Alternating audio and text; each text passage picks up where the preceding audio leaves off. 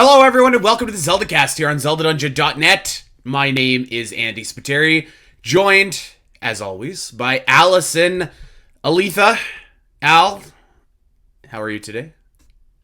I'm personally not doing the best, but like in the Zelda world, in the ZD world, it's good to see my friends. I adore you guys, and I'm glad to be here. That was very wholesome. Yes, we are glad that you're here as well, and sending you a lot of love. We are rejoined as well by Rod Lloyd to finish off this list that we started last week. Rod, what's going on? How are you? He invited me to one show and I came for two. That's right. Yes, It was a double taping. I want to see Allison's reaction to the bottom 20. Yes, Of I'm our still top I'm 40. still unspoiled, so I'm Oh. ready.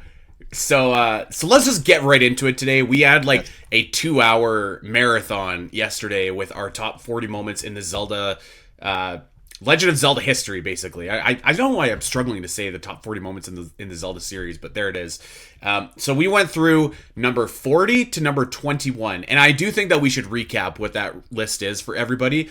But we are going to talk about numbers 20 down to number 1, and so Rod and his team put together a fantastic article. It's on ZeldaDungeon.net right now. It's one of the top stories. All you need to do is just go look at the right hand of the website, and you'll see it pinned there. A lot of nights went into this list. A lot of debates and discussions, arguments, dare I say, and a lot of politicking went into the Yes. final product Yes. that you see here. So we're going to talk about this list and what the rationale was, what some of the compromises were, what we personally agree and disagree with. And that's mostly what this episode is going to be, our personal thoughts on these lists. And then we're just obviously going to kind of reminisce and discuss a lot of these moments. So I do want to make mention of one thing, though. One thing, okay? Last week, I came in here. I had my Canada jersey. I had my Canada toque. And you might have thought that the Olympics were over, but they're not. In fact, right now, on Zelda Dungeon's Twitch channel, as we speak, on Sunday, March the 1st, is the Olympics continue. The minigame Olympics are going on right now. Over on Zelda Dungeon's Twitch channel, we have got Team Podcast competing against Team Writing, Team Social. Who's the other team, Rod? Why am I Dungeon blanking? Runners. Dungeon Runners. There we go. The Four Nations face off here is happening right now, and you can go and support your chosen nation here over on Zelda Dungeon's Twitch channel. We got a bunch of different mini games going. Al was what were you just doing, Al? You were shooting some arrows, is that right? I was just now before recording shooting in the shooting gallery, Majora's Mask shooting gallery, which is my favorite shooting gallery. Repping Team Podcast. Jules was also shooting. Cal was also shooting. We were having a great time. Yep. And I was also shooting in the Swamp Majora's Mask shooting gallery. So have we won gold in any category yet? Is it just like one big gold after like a Oh, cumulative every points? event has a gold. Yeah. There's gold, silver, bronze, and ashen. The Ashen. Oh God. coal. You get a medal made of coal. Do we have Oh my more God. golds or do we have more ashens right now? The We'll have to podcast see. team. Oh, We will boy. have to see. Well, there it is. Twitch.tv/Zelda Dungeon. Minigame Olympics are going on right now, and a special shout out to our pal Drew for putting together a Yes. absolutely fantastic looking overlay, and just for a lot of hard work and honestly late night working on this. Rod, you were saying that she put this together last night. I saw her in the chat until like Well, all 1 a.m. like the last 2 weeks she's been working hard, and yeah, she worked late into the night last night. Her and I were up doing stuff, trying to make this thing happen. Well, there it is. Okay, we better get going here because we dilly dallied last week. Next week we'll talk a little bit about Pokemon, but this week we're just getting right to business, and I think that we should recap quickly where we're at on the list so far right now. So here we go. Number 40. This is Miyamoto. The live-action Legend of Zelda movie is announced out of nowhere. Number 39. Enjoy these final moments. The Demon King Ganon boss fight in Tears of the Kingdom with the crazy health bar. Number 38. The Alien Invasion at Romani Ranch in Majora's Mask, number 37. Excuse Me, Princess, the debut of the Legend of Zelda cartoon, number 36. Dark Link debuts in Zelda 2 and has a memorable final battle, number 35. Breath of the Wild's presence at E3 2016 and the big set that they created for this one game at E3, number 34. Princess Zelda is announced as a protagonist in Echoes of Wisdom. So finally, we get to play a game as Princess Zelda. Number 33, Breath of the Wild takes home Game of the Year at the Game Awards in 2017. Number 32, The Final Hours. The moon crashes and destroys the world as we know it in Majora's Mask. Number 31, The Descent into Old Hyrule in The Wind Waker, going down to a castle frozen in time. Number 30, the sequel to The Legend of Zelda Breath of the Wild is announced at E3 2019. Number 29, the first transformation and final moon phase of Majora's Mask and the first transformation into the fierce deity Link. Number 28, the revelation at the Southern Face Shrine in Link's Awakening. The secret is revealed about Koholint Island. Number 27, Give Them a Future. The Wind Waker's dramatic climax with Link and Zelda and Ganondorf and of course the king all coming together into a great crescendo. Number 27, or excuse me, number 26, Link frees Epona in Ocarina of Time. Number 25, Ganondorf takes on his final form as Ganon at the end of Ocarina of Time in the dramatic showdown. Number 24, Link is drawn into the Dark World by Aghanim and turns into a pink bunny in A Link to the Past. Number 23, Midna's Lament. That whole sequence with Midna, with the music being carried by Wolf Link, and of course Zelda's role in that. Number 22, this was a juicy one. Link finally catches Zelda at the conclusion of Tears of the Kingdom. And number 21, Link's seaside date with Marin in Link's Awakening. That is where we sit on the list so far. And so Allison had not read the list, and we asked her not to. So we're going in totally blind here. So this is going to be exciting. I'm ready. I'm excited. I was tempted after last week to like just do it, but I was like, no. I really want to be surprised. So I'm excited. Yeah. All right. Well, I guess without further ado, we should get going here and go to number 20. Actually, before I do that, are you following along on the list, or are you just counting on me to kind of relay this? Or are you slowly scrolling? I was gonna follow along. I'll wait until you say it to like scroll down and see the image. Okay. Number 20, Despair. Zelda weeps over her failures after Calamity Ganon's return in Breath of the Wild. So we all know the classic line, "Everything I've done up until now, it was all for nothing." That was gross. I did not like that. a great moment though, nevertheless. So I will be honest. I think this is a great moment. I personally give the power of this moment to another moment that we'll talk about later. But even on its own, I do think that this is a really great moment, and it just really kind of does show the I guess like the culmination of this struggle that Zelda has really gone through in this game, and you really don't see characters uncomposed like this in Zelda a whole lot, and it was a really great vulnerable moment. I don't want to talk about it too much because, like I said, I think a lot of this power for me is in another moment, which kind of has the same thing. But as a moment, I definitely see why this one's on the list for sure. Mm-hmm. I think I struggled with this being a moment for me because it was in the trailers. Like you see, that's my point too. You hear the line and you see her crying, and my issue is like I love teasers, I love trailers, but I feel like sometimes I see the whole experience in the trailer, especially with movies nowadays. I'm like, I just saw the whole movie. Yeah. So I kind of wish they kept this out because it would have hit a little bit harder when it actually happened. So that to me kind of took away from this moment for me, but it's still a devastating moment, especially now that you have all the context of what is going on and what the failure is, especially the failure that Zelda felt so personally with not being able to awaken her power. So yeah, it's a really hard-hitting moment. I don't know if I personally would have this so high on my list. I don't know Agreed. if this is really on my list, to be honest, just because of the things that I said. I would agree Yeah. with you. It wouldn't make my list because I think the best parts of this moment are in the trailer, but I can still see why this means a lot to people. This Absolutely. moment was pushed pretty hard by some of the other people in our committee.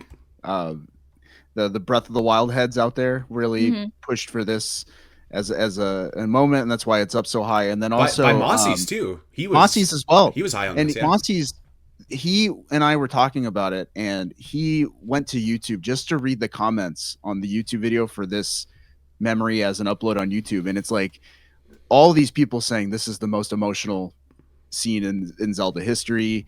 Mhm. It's like even the like bootleg uploads of this memory on YouTube have millions of views. Yeah. So it's like That's this really fair. struck a chord with a lot of people. Yeah, Yeah, absolutely. and I could totally see that. Like, it's a great moment, and like yes, you've kind of seen the line, so you know it's coming. But I think when you have the whole picture, the whole like circumstance, like it is a powerful moment. So I have no problem actually with it kind of being where it is on this list This at is all. my favorite memory in Breath of the Wild, I think. I think it's probably a Fair. lot of people's favorite memory because it's the most impactful. Like, yeah, it's character to character. Like, you kind of just see snippets of these characters doing like things, but like talking about Zelda's mom or being afraid of dogs or whatever. But like, Catching frogs. yeah, like a lot of them don't necessarily like give you that really like in-depth look into the character. Like maybe some of Rivali's get there, but this one is, I think, like clearly the most vulnerable of these moments. So And it yeah. speaks to Zelda's relationship that she's built with Link all that time because she just couldn't stand him at the beginning. Yeah, good call. And so, like, the fact that she was able to she trusts him to be this vulnerable in the moment and hear her feelings about her failures is really big. I spilled coffee all over myself. Good job. There we go. Things are looking up. Okay, here we go. Number 19. This is for Allison Aletha. Oh. Tears of the Dragon. Zelda's sacrificial decision leads Link to the Master Sword in Tears of the Kingdom. This is when Zelda swallows a secret stone.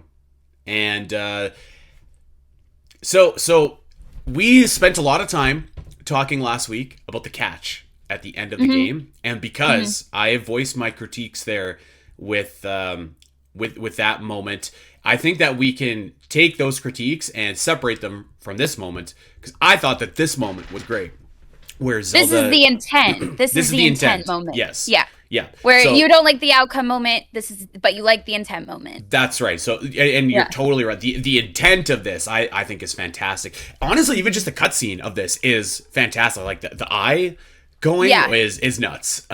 So this I thought was really, really great. Al, I know you've been wanting to talk about this, so I'll turn it over to you. But I did just want to say, like, I'm not gonna. If you thought I was gonna kind of dump on this, I've reserved that for the catch.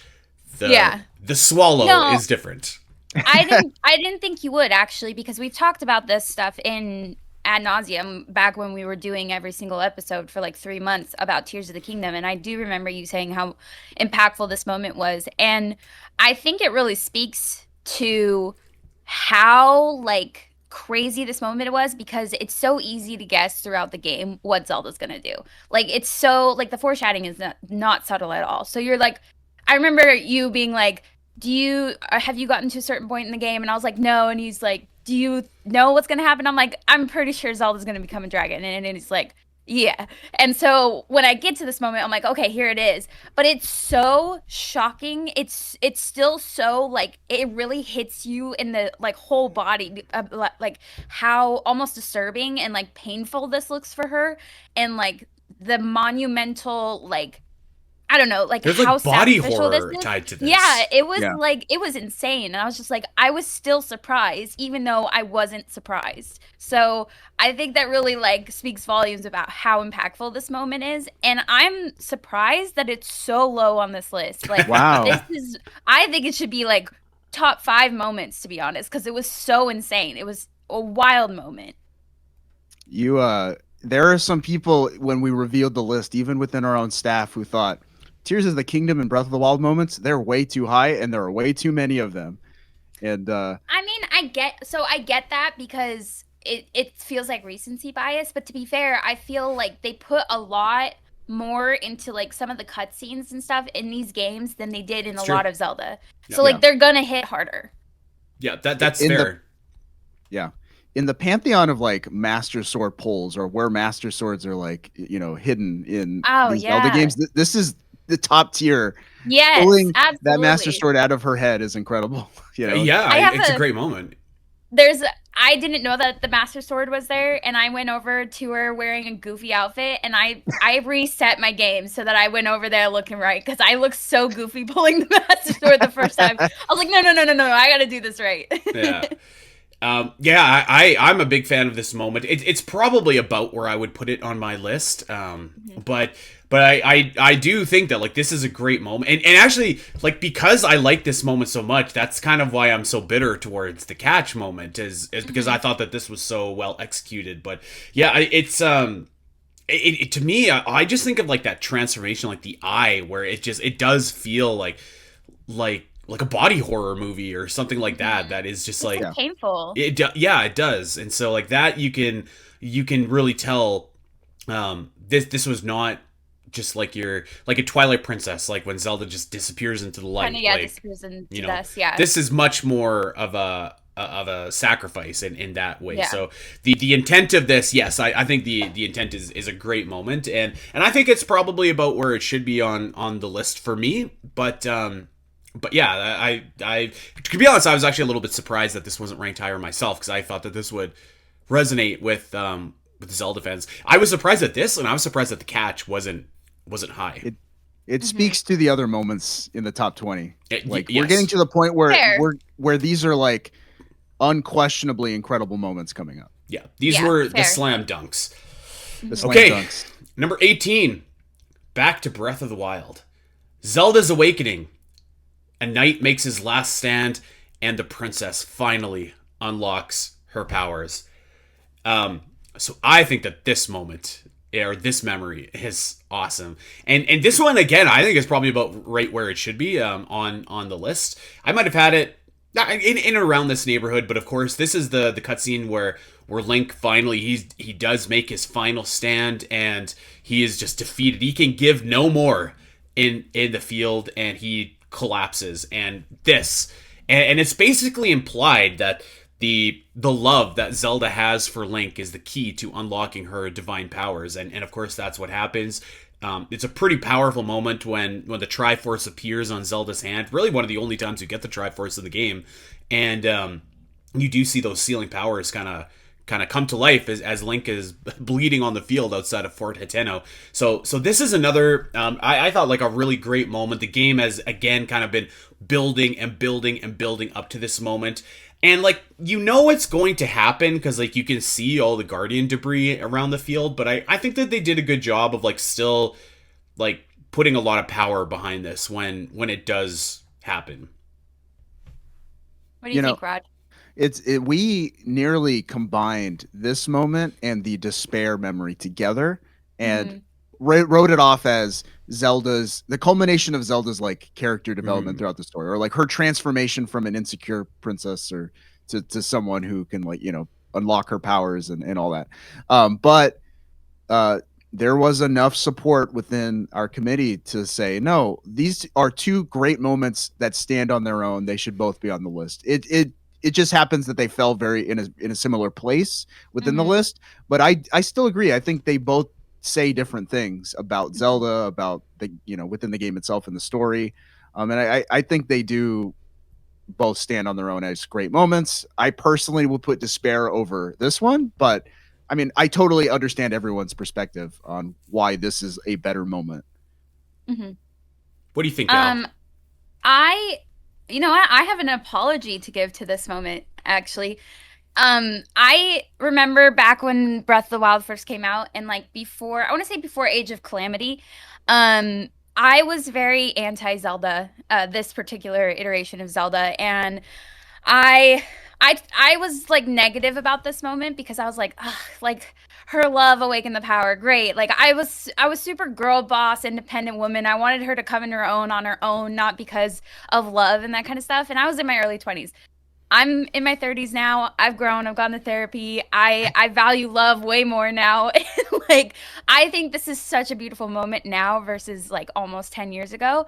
And it's like because like she's really struggled this whole time and she's felt all this like her self-worth is in the dirt, you know, and just like and now she's able to connect with somebody and like feel similar feelings with them and grow with them, and that's what's helped awaken this power because she wants to protect that person and she wants to protect like all that she loves. And so I feel much more strongly about this moment. I apologize for all my anti crap back in the day. Like I feel way better about this. I'm glad this is on the list. I'm glad it's separate from the despair moment.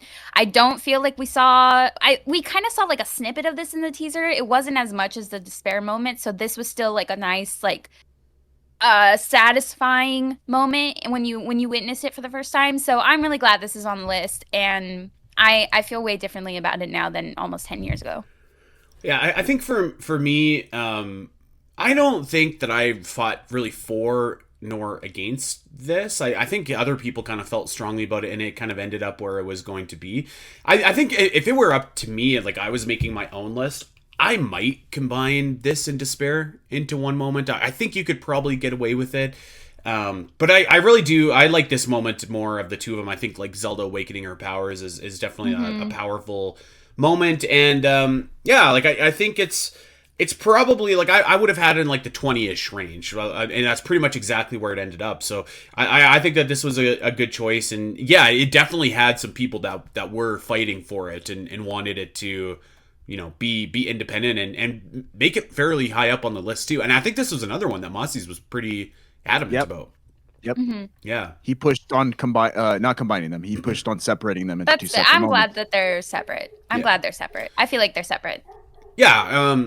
Fair enough. Well, let's go over to number 17, and this is for the older folk in the crowd who lived through the war. Oh my God. The console war. What a Mossy thing to say. I know. I had to amend it as soon as I said it. But back for context here, before I say what this moment is, like we're talking the early days of the internet. We're talking the early days of forums. We're talking the time when there was a lot of Xbox Discord versus GameCube versus PlayStation, and maybe that still exists, and that's just a reflection of like us being kind of like early teenagers at the time. But we are going to go back all the way to the year 2001 for our next moment. Number 17, the Wind Waker is revealed, and it is not what people think.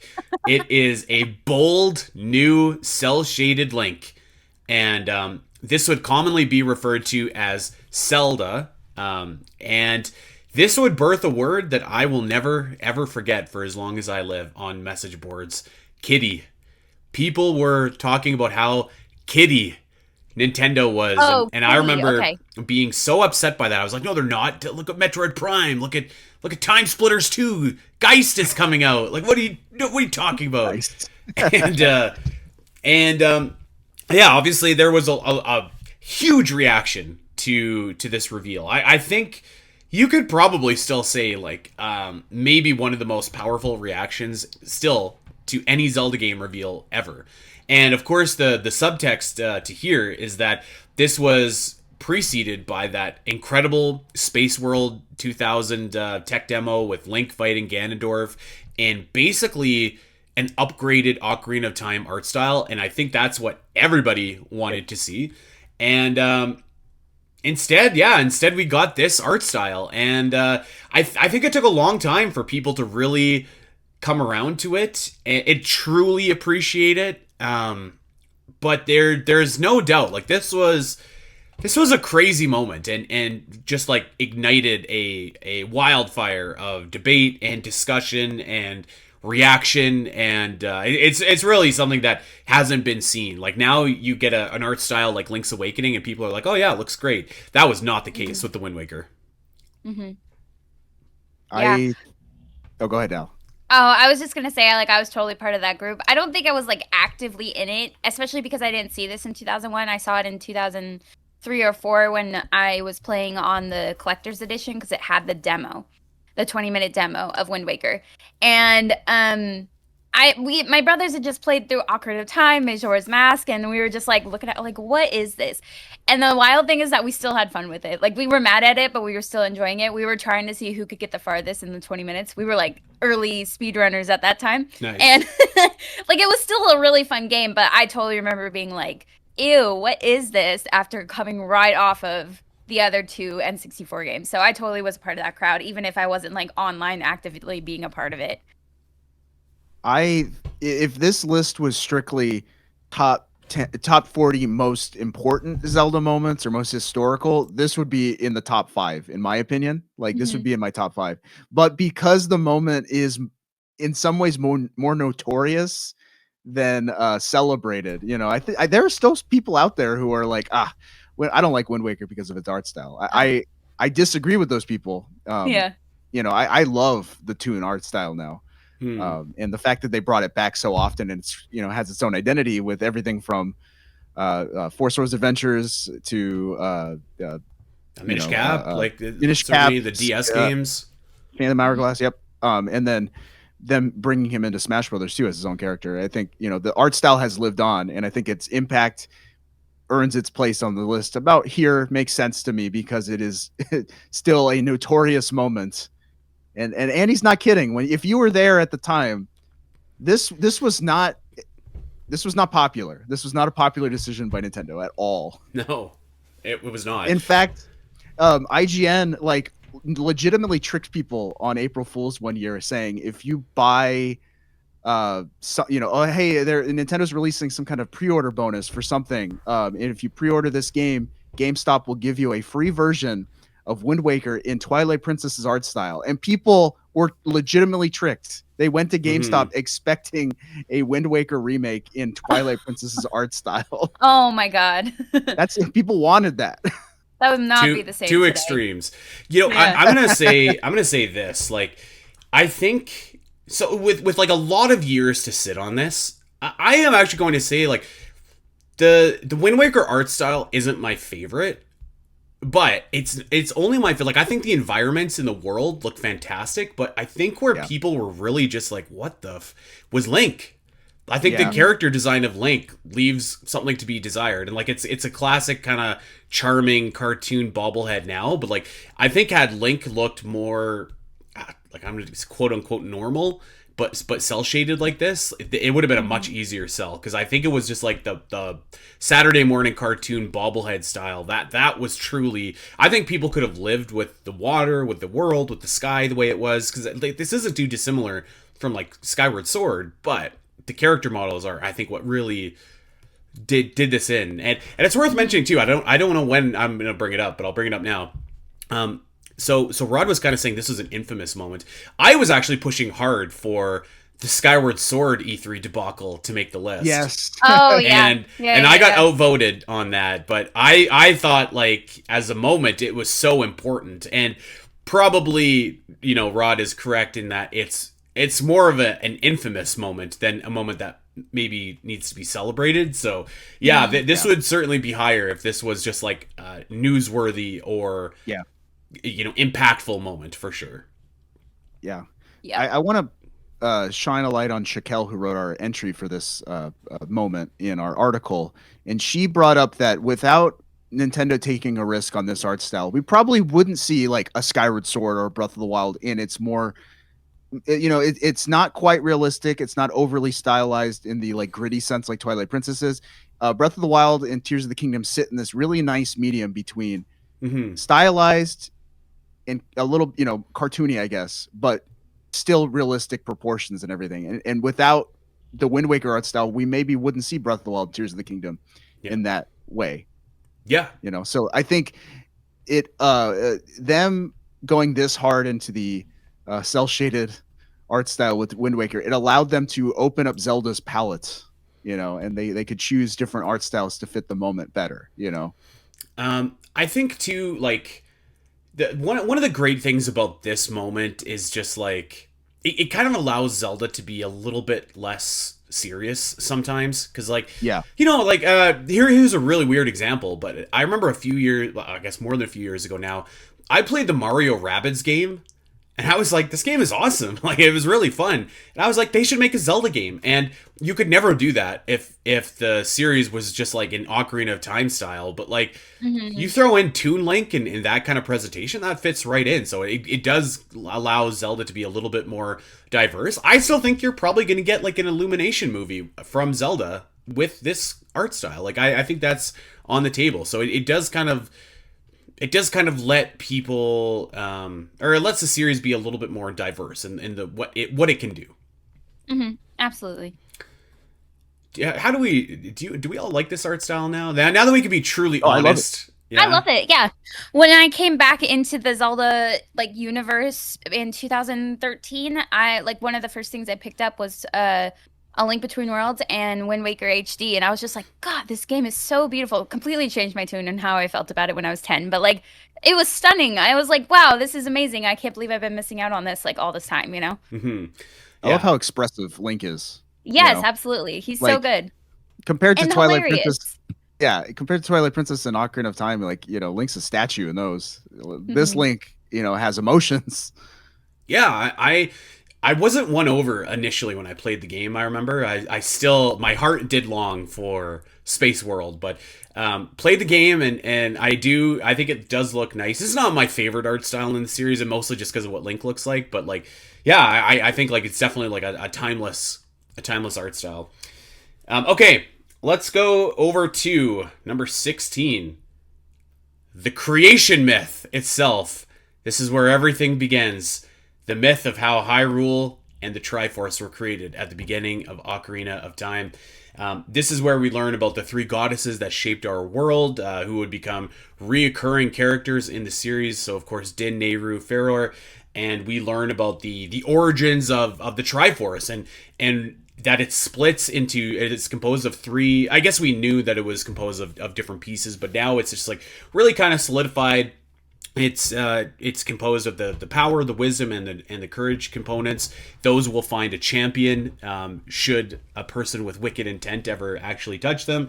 It just kind of details the creation of the world, and it's a pretty impactful scene. And it's really kind of like I know that the Link to the Past like kind of set down a lot of the foundation for the lore in the series, but I feel like Ocarina of Time like really took that and made it like, number one, like accessible and easy to understand, and then number two, like just kind of like really laid down that basis to carry it forward. Like Ocarina or A Link to the Past had the foundation, but like I think that if you were to ask people, like, this is the scene where people are just like, okay, this is what the Triforce is really all about. So for that, and frankly, because it was a lot of information that was delivered in a very succinct way with these great visuals, no problem at all with this being on the list where it is at number 16.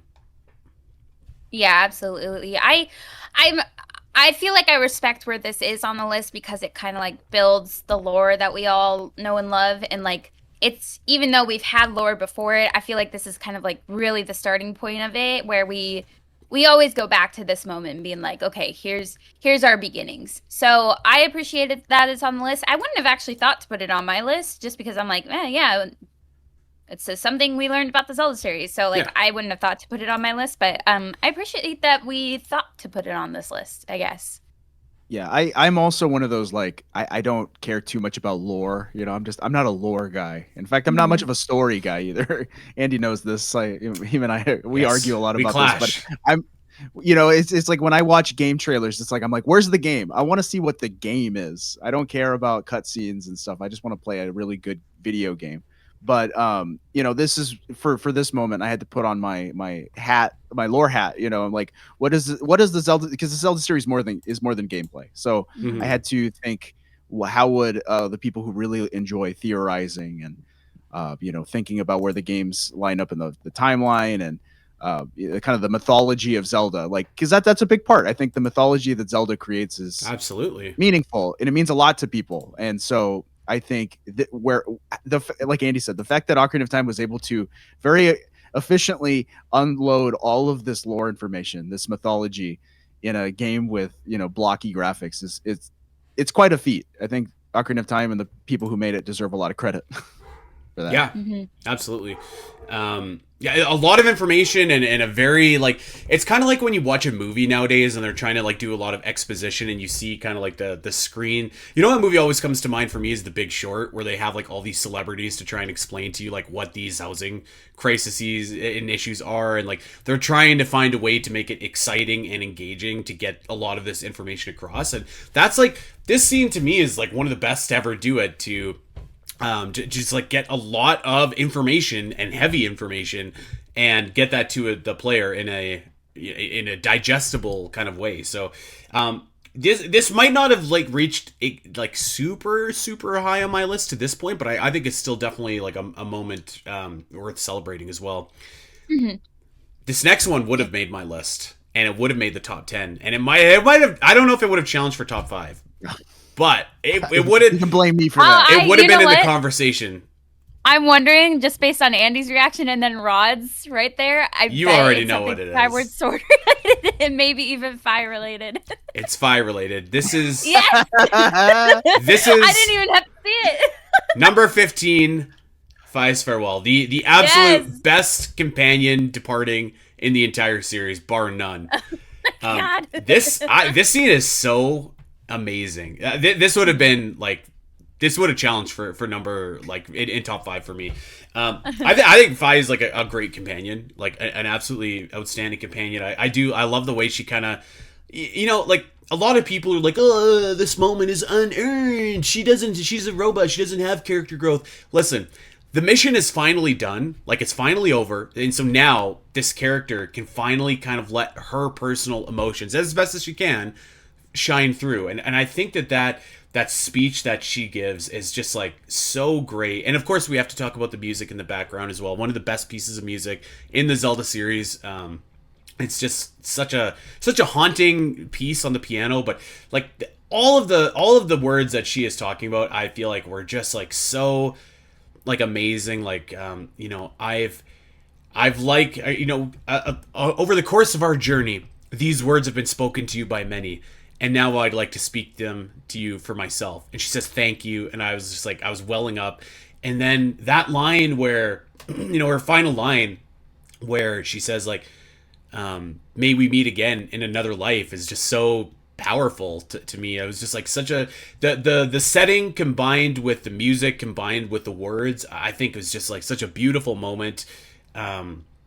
Skyward Sword just had such a beautiful story in general that I don't think the Zelda series has come close to matching like the narrative of that game at all in any of the following games. So I'm hoping that we can kind of get back to that, because this one I thought was really powerful and a moment I would have ranked even higher. All right, Rod. I got to defend it. Okay. Yeah. Well, I'm the reason this is probably as low as it is. I think I speak for people. Like I think there are people out there like me in the audience, but I also recognize that everyone, like a lot of people love this moment. That's why I'm like, I was willing to, kind of step back a lot, see other people's perspectives. So it's like, I wasn't like, oh, this moment sucks, it shouldn't be on the list. And, I was giving enough, but at the same time, I do think I speak for people when I say Fi to me is just awful. She's it's okay, we're all wrong. Nothing but a bother the whole game to me. On a gameplay level, she offered me nothing. She told me things I already knew, and she interrupted gameplay so often. I played I played Skyward Sword HD when it came out, and she was annoying me then, and then I had to be reminded, wait a minute, she spoke more in the original game. I was like, oh my god, how unbearable that must have been. So for me, for her to say goodbye at the end of this game, it was a relief to me. I was like, oh, thank God. Get her out of here. And I don't think the game did any setup for her to have any sort of emotion or emotional growth throughout the entire game. And this moment felt just forced and sappy and manipulative. But again, I'm one person One and I wrong maybe person. speak for a section of the audience, but I do know that there are more people like you two who did feel something, and that's why I'm willing to It's because we have take red myself out of it. blood and hearts in our bodies. We feel things, so I appreciate that. But man, I love this. And Al, go ahead. I think you're a fan of this as well.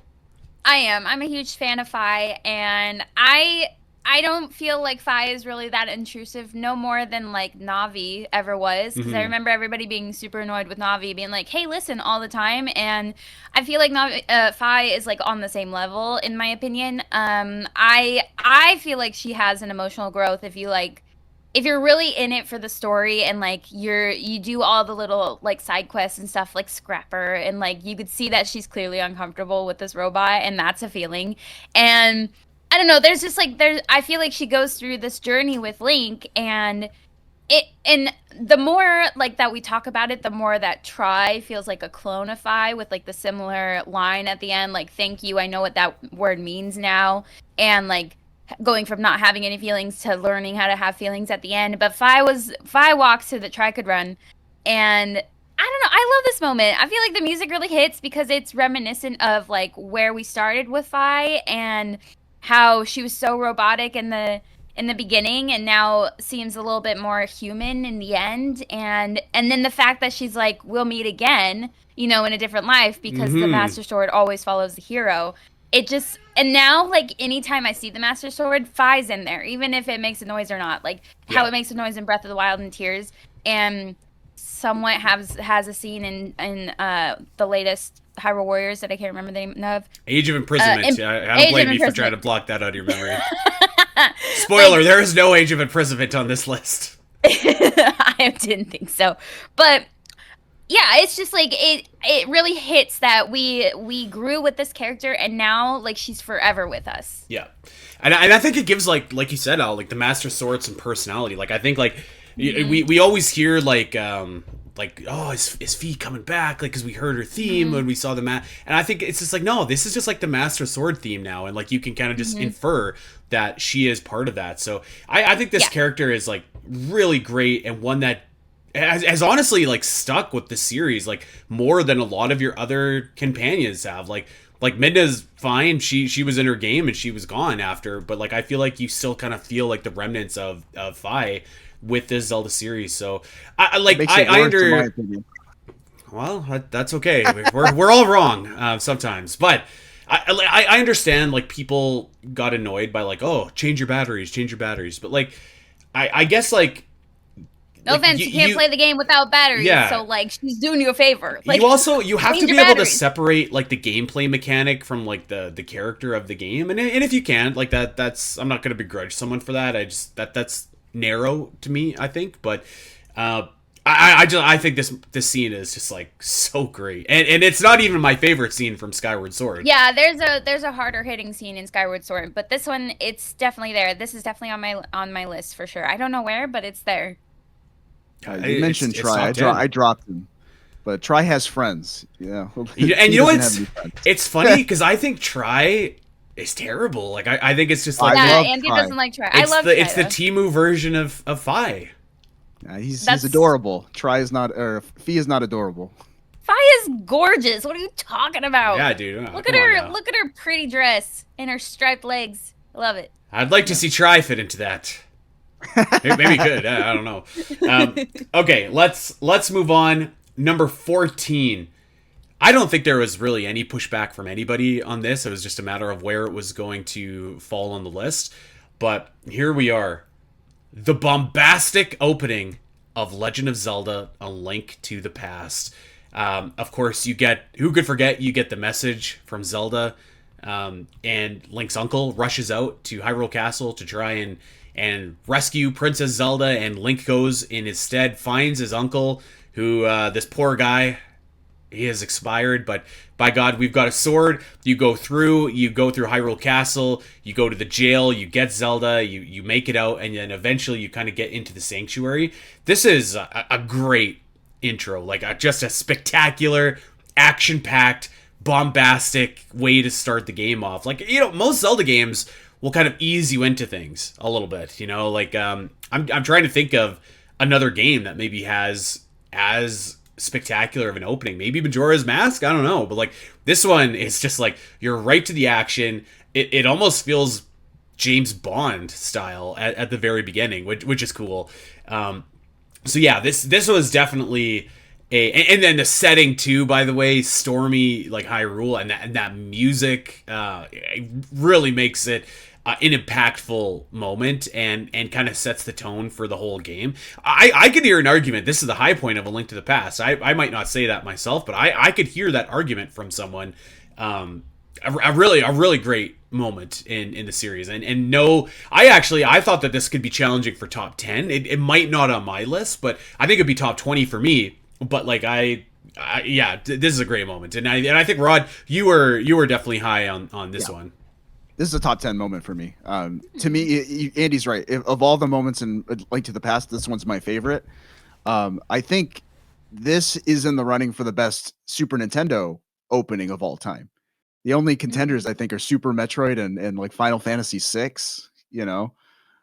Just the music, the storm, the effects, the emotional moment with Link's uncle in the sewers rescuing Zelda like it's a stealth sequence. There's fighting, you fight the ball and chain guy. Everything about it just works. And up until this point, it's like one of the most cinematic game moments ever, like, or at least like on a console game that I can think of, Mm-hmm. Like think about the jump from the opening of Zelda 1 to this, it's only like 5 years, and it's like a whole different world. Mm-hmm. Yeah. Aside from this being like a secondhand game, we open the game and there's already files. You open the file and we're already in the Dark World. When we reset the files, this was my very first Zelda game that I actively played. Like that I like the first one that I got to play ever. So this was the moment that like got me personally into Zelda, and I played this game with my brothers too. It wasn't as memorable as like Ocarina of Time and Majora's Mask when I was a little bit older. I think I was like 7 or 6 when we were playing this, and it was just like I just remember being like, this is the moment I fell in love with Zelda. So I was always going to come back to this, and so it was just adventurous. It was intense, like it really like dragged you in, and I couldn't wait to see what more this game had to offer. And so yeah, I like am so down for this being on this list. I wish it was a little bit higher, to be honest, but yeah. So there were a few moments from A Link to the Past that were in contention, I would say, to like be real big challengers. And like I'm not going to say that we took away from this moment to give to another moment, because I think they both had theirs, but like there was some steam put behind another moment that, spoiler, may be coming up in a bit. A bit of a divide between what, yeah. Okay, well, you know what? From one incredible intro to another, and actually here we go. Number 13. You've met with a terrible fate, haven't you? Mm-hmm. The opening of Majora's Mask, and this. Let's just talk about the one line for a second. I think this might be the most famous line in the entire Zelda series. Yes, there's "Excuse me, Princess." Yes, there's "It's dangerous to go alone." I think it might be this one. What do you guys think about that? As Josh brings up in his entry here, for the youngins out there, creepypastas and scary stories on the internet are really big right now, and You've Met with a Terrible Fate has penetrated that world. It's its own little meme in the scary internet stories community now. Mm-hmm. Interesting. I know, Andy, you're not big on that, but I know Allison is, though. I mean, like, I was for a second, but like I didn't know that. I didn't know that that was like part of that world. I was for like a minute, but like I kind of grew out of that. Really you're not going on the Scary Stories Reddit before bed and just seeing what's there? No? Oh, okay. No, but I was like, I would listen to people read them. Like, people would take them from the creepypasta and read them on their YouTube channels. I would listen to those back in, like, I don't know, 2012. But, yeah. Josh taught, like, I think in middle school or elementary school, and he brought up that he was a Zelda fan, and his students said, "Oh, what's Zelda?" And he mentioned, "I like Majora's Mask," and they said, "Oh, that's the creepypasta game." Well, like, so they I actually don't know Majora's what the lore of Ben Drowned it was actually like is. Yeah, Ben Drowned. That's right. Ben Drowned is the name of the creepypasta. Yeah. Yeah. Okay, I'm kind of remembering that. I know the name, but I like, don't know what it is. But I know that it was a big deal. It's a good Halloween read if you're ever like you want to scare yourself around Halloween season. Read Ben Drowned. It's just like it's think of it as a novel with videos. Okay. Okay. Okay. But yeah, This even is like- the picture, like I think the image of Link as the Elegy of Emptiness Link, is also iconic and fits with that mold. But going back to the opening of Majora's Mask, that phrase, and then it having implications about Link turning into a Deku, and like we talked about body horror, and like this scarred me as a kid. I thought it was terrifying. Let's talk about Catherine. Oh, sorry, Al. Catherine tells me about her feelings initially with the masks, like just terrifying her. She was like so scared of like the mask transformations, and they are like. But when I was a kid, I always skipped them, so I didn't really remember them until being an adult and replaying the game. And I was like, oh my god, why are kids like being subjected to this? I would frantically skip them because I was so scared of them. Yeah. They look like Link's face is like stretching and contorting, and that scream that he lets out. But so obviously like this line is a great moment in the series, but there's a lot more that goes into the opening of Majora's Mask that I want to touch on as well. And I actually start off with originally I think I may have pitched this moment, but then we quickly just like grouped it into the Terrible Fate moment. But like that's the scene of Link in the woods and that music playing, the like do do do. Like I thought that was like very mysterious. It reminded me of the Mysterious Woods theme from Link to the Past, actually, and I thought it was really great. It was really creepy. It kind of reminds me of when Jack Skellington is walking in the woods and finds a door to Christmas Town. And then you eventually run into Skull Kid and who Majora's Mask at this point, who steals Epona, and you go tumbling down that whirlwind of lights, and it's like you're falling into a wormhole, like going into another dimension. It's super surreal, super creepy, and you end up in this hall, which is sort of like where you've came from, but not really. It feels different, and then you get turned into the Deku Scrub, and you know what? Worth mentioning too, like you see the I guess like the body of the other Deku that you will eventually learn is the butler's son, and that's kind of sad in and of itself right there, and it all culminates with you meeting the Happy Mask salesman, who is a creepy character just on his own. So it's just a very disturbing, surreal opening to this game, and very different from what we talked about with Link to the Past, where it's just like it's very impactful, but in a totally different way. Yeah, this is, again, when I was 10 years old and we played Ocarina of Time, we immediately jumped to Majora's Mask. And thank God we had, like, the guidebook, mostly for, like, the Water Temple and the Ocarina of Time, but also for this game because, like, the 3-day mechanic was definitely something that you struggle with when you're below 10 years old. So I remember that being a struggle, but like this intro like really gripping us and being like, oh, we are locked into this. And then the game wound up being so incredible with like all the different like side quests and all that kind of stuff, and just takes on its own identity beyond Ocarina of Time. I think that's what you want from every sequel of anything, movie, game, whatever, for it to take on its own identity and be its own thing. But like, it's such a gripping intro that you just know this game is gonna like slap. It's like incredible. Yeah. Okay, moving on. Number 12 on our list, Al. I wrote the little description for this guy. Ocarina of Time's title screen, marking the jump from 2D to 3D.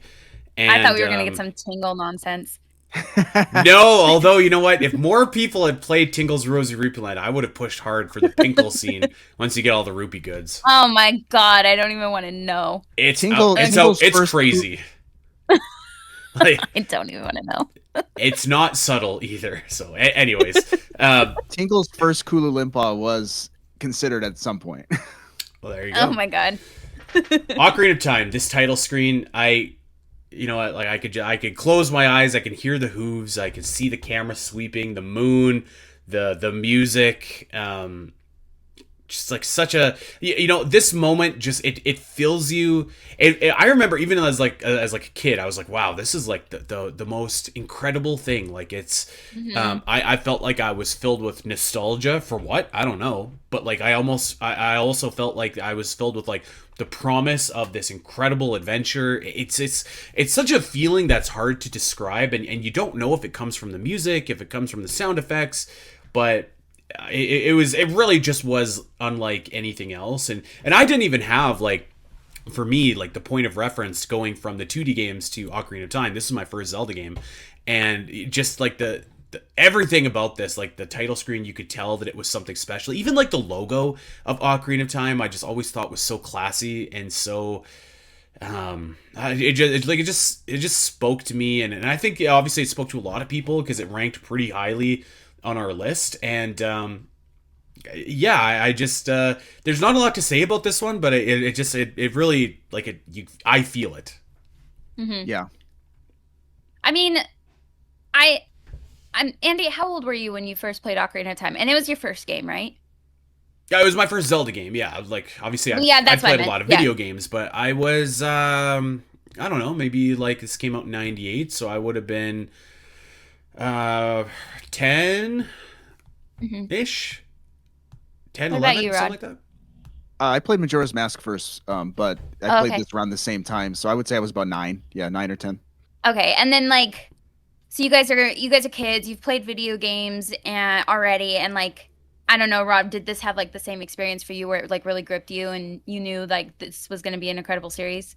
I mean, the fact that I was jumping, like, I was playing Majora's Mask first, so I kind of had an idea of what Zelda was already, like that. And then, but going into this one, it was much classier, just the piano. Oh, music, Yeah. and the transition from early morning to, when the sun's just coming up right at dawn. I don't know. I like that just in general, my day-to-day life, that I like that point in the day, very tranquil time before the sun comes up. So just seeing Link out on the field by himself with his horse, drinking from the stream, just galloping. I was like, man, this is nice. It's just very relaxing. It's classy. Yeah. And Andy alluded to it last week when we talked about Epona's rescue, but Epona, like, that wasn't really her introduction, that quest. It was this scene. Yeah. You knew to expect a horse and a companion like that. So I think everyone was excited to finally get the horse because it was set up in this scene so incredibly. Yeah. I have very few moments of like being 4 or 5 years old and watching, I think it was my mom at the time, play these games. And there's like 4 scenes I super remember. And I talked about the Epona one where you save Epona from the ranch and racing around the track. There was definitely one with the Golden Pyramid in a Link to the Past. There's one with the Deku Tree, going to talk to the Deku Tree in this game. But also there's this opening scene, and I think I was 5, around the same time that my mom did the Epona save. And I just remember looking at it, and I don't think I realized at the time, but like, I was like, from that moment, I was so intrigued by video games that I knew I'd be playing video games for the rest of my life. Like, I don't think I understood. Little 5-year-old me didn't get it. Because like a year later, I was playing Spyro and Crash Bandicoot. And like, it's just kind of so cool that something like this could like get into a little like toddler's brain and like alter the chemistry and like, and like get somebody to start playing video games like for the rest of their life. It's 28 years later and I'm still playing these games. I'm still playing Ocarina of Time. Like, it's just wild. Yeah.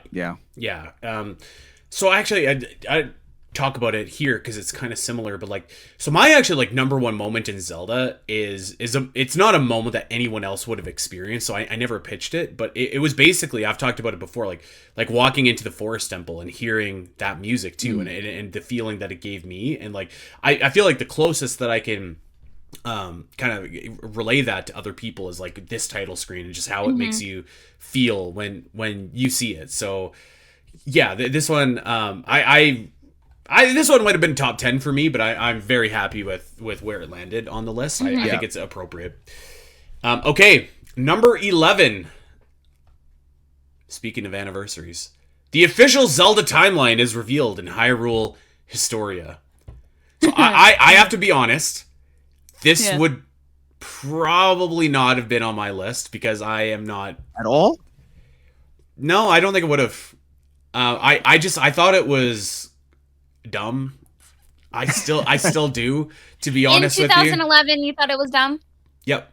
I've Oh, okay. always I've never ever cared for the timeline. I like even before this came out, I was just like, you have never seen a group of fans so like adamant or arguing for so long about like the chronological events of a series. Like, who cares? But I know a lot of people care. Like a lot of people did care about that. So Nintendo gave it, and I can appreciate that this moment is here just for the official, like, this is just so un Nintendo like for them to really, like, I think that this is kind of giving in to fan demand. Like, I don't know necessarily if they ever wanted to put themselves into a box like they did here, but they did it because of the fan backlash. And you know what, another great moment that we're gonna see in this list is pretty much the same thing, responding to fan backlash. So I wouldn't have had this on my list, but I can appreciate that it's here, and I definitely have some qualms with the logic behind this list, but it is what it is. So yeah, there we go. The timeline is revealed. Rod, do I know how you feel about the timeline? I don't remember. I mean, I remember my feelings have changed over the years. Before Hyrule Historia came out, I was somebody who was really intrigued because Miyamoto had hinted that he had this master timeline locked away in his desk, and he just hasn't shown anybody. And all these games do fit into a timeline, and obviously Ocarina of Time precedes Majora's Mask, but where do the other games land? And people had their theories, and that was when Zelda timeline theorizing was its most fun, when we didn't know what the timeline was. So Mhm. when this came out, I know there was a lot of excitement because we're finally going to get confirmation on this timeline that had been hinted at and guessed about for years. So when it came out, I understand this changed the game, but now as the years have gone on, it's just not fun anymore. I think the Mhm. timeline. I'm not super invested in how much it makes sense. I think that's other people care about that, I guess. But to me, it's just like what was a lot of fun at first is just kind of mundane now, and it seems Mhm. like Nintendo cares a little less about it than the fans Mhm. do. Oh, as time has gone on, that seems like a pretty fair Yeah, I mean, perspective to have. Breath of the Wild and Tears of the Kingdom are just like wherever. Like, Nintendo clearly doesn't. I've always kind of said that I think Nintendo regrets doing this because, like, you do kind of paint yourself into a box Yeah. if you are going to present a timeline like this. So yeah. I think I just oh, sorry, Alk, you go ahead. I was just gonna go into my spiel, but what were you gonna say? I was going to say, I think just like with Wind Waker's art style reveal, this moment in a way historically it's more infamous, Mhm. for some people, Yeah. which is why I think maybe it's like I would honestly just be if in the list that is the most important Zelda moments. I think this is like a top 10 moment because it it changed the game Mhm. so much. But in the like top moments, most memorable, most celebrated moments, I understand this one's a little too infamous to put up in the top 10. Mhm. I get that. Yeah, I wasn't really actively a part of the community or the fandom in 2011 when this initially came out. When I got back into Zelda, I did like a deep dive. I played A Link Between Worlds, and I was like, I have to get back into this. So I did, and I was trying to find the video just now, but I don't remember what it was. I think it was Commonwealth Realm that did a video of the timeline like years ago, years and years ago, and that was my introduction into the timeline. Somebody Mm. explaining it to me, and I was just like, oh, this makes a lot of sense. This is really cool. I'm glad to know this because I was getting back into it, wanting to understand more about the lore. I'm older now. I wanted to like get that deep dive. I really like being able to point to stuff and be like, this happened here because of this. This happened here because of this. I like that. But I think I agree with you, Rod, where it's like, it's one of those things where I thought it was cool at first and fun at first, but now it's gotten to the point where it's like caused so much discourse that I'm just like, oh, why do we care so much? Like, Yeah. and I Mhm. don't mean to sound really mean about that. I literally hate it when people do that. Oh, why do you care so much? Like, I hate being that person. But like, it's gotten so tiring. It's gotten so, like, like some part of the fandom is so obsessed with it, and Nintendo clearly doesn't care as much anymore, so I'm not going to care as much anymore. So I've kind of gotten a little over it, but I still liked it when it initially came. I liked the timeline when it came out, and now that it's like we've gone so far since then, almost 15 years. No, it's been 15 years, and like it just feels like it's kind of been thrown out the window at this point. It just makes it feel like not as cool as it used to be. I'm just an OG hater. I hated this from the moment I saw it because I remember like seeing this and I was like, this is ridiculous. Are you telling me there's a timeline when I died? Because I'll tell you what, I never died playing the ending of Ocarina of Time. Like that didn't happen. And the game, to be honest, doesn't set up that scenario where like that happens. So I was just like, this is ridiculous. And again, like I'm not gonna. This is just like my personal viewpoint. Like I think from like a standpoint of like Nintendo is just acknowledging something at all for fans that they've wanted is like a pretty big deal. Because it's very un-Nintendo like for them to do, right? Like it's and you haven't really seen it since. Right. Which this month speaks to that. Well, yeah, like they're not updating it with Breath of the Wild and Tears of the Kingdom's placement on here and telling us that there's a fourth timeline or whatever. So it was a significant moment. I think you're right, Rod. Like if this is a most important moment, I think that would be like carry more cachet, I guess. But you know, as an important moment, I think it certainly resonates with some. I'll kind of take a step back and just say like I think the releasing of Hyrule Historia at all was just like really cool. Yeah, it was kind of the first of its kind. I want to go back to the Dark Horse books so bad. I got them right there behind me. I just want more of them because they were so cool. They were cool. Yeah, it's cool. I had said, you know, oh, this is kind of the birth of the split timeline thing, and then Mossie's was like, actually, no, that had been talked about for years before this. You know, I was like, oh, that's interesting. You know, just there was this indication that maybe Nintendo was listening to like fan theories back then, and we're leaning into it. So I think that's another element maybe to consider when this came out. People were like, oh wow, yeah, we were right. Well, here we go. We're in the top 10. Al. Oh. Yeah. Can I say something before the top 10? Yes. Yeah. Before we jump in, because I have some thoughts, and people might like. I don't want to poo-poo the lower entries on the list, but I want to talk about how the top 10 was decided, and I want to get it out of the way right now. Sure. Okay. So we had said there was a committee of us, or a group of like at least 8 of us or something, and we said the top 10 we all need to be unanimous in what exists in the top 10 to a point. The top 5, like keep going, right? So we all had to agree. Top 10 moment we all have to agree. Yeah, that is a top 10 moment. So we went down the line and said, yep. There is one moment on this list that's pretty dang high. Let me just say, I was on the fence about it the whole time. I was just like, I don't think that's a top 10 moment. I just don't. And we didn't consider it. And I said, let's just keep going. Let's see, you know, let's get the top 10. We're not going to rank them. We're just going to know what the 10 are. And I'm going to put this one on hold, put a pin in it. We'll come back to it. And we kept, and finally we were running out of top 10 moments. And I'm like, all right, fine. Yeah. Okay. We can put it in the top 10. I'll admit to it. Suddenly that moment that I was on the fence about, everyone just like outvoted me in putting it way high. So I want to say there is maybe even number 1 was decided without my endorsement. Well, okay. We'll get there. But I understand the perspective, and I think all things considered, I am very happy with the way this top 10 came out. It's even number 1. I think it oh my gosh. You're burying the lead here, Rod. What are you doing? Come on. Is the number 1 a Skyward Sword moment? No. Oh God, no. Oh. That's why I'm like, what is Rod alluding to here? Nah, that's it. That's all I'll say. Go on, Andy. Okay. Thank you for we let you get it out. Okay, are you good? Yeah, okay. Yeah, we're good. Okay, so yeah, I you know what? To be honest, like there's a moment in the top 10 also that I didn't necessarily co-sign, but it meant a lot to a lot of other people, so it's there, and I think that you'll see that with a lot of these lists. So let's start off with number 10. I personally, this would have challenged for number 1 for me. If not number 1, it might have been like number 2 or number 3, and I was a big advocate for this, and I was not the only big advocate for this moment either. There was a lot of people pushing for this.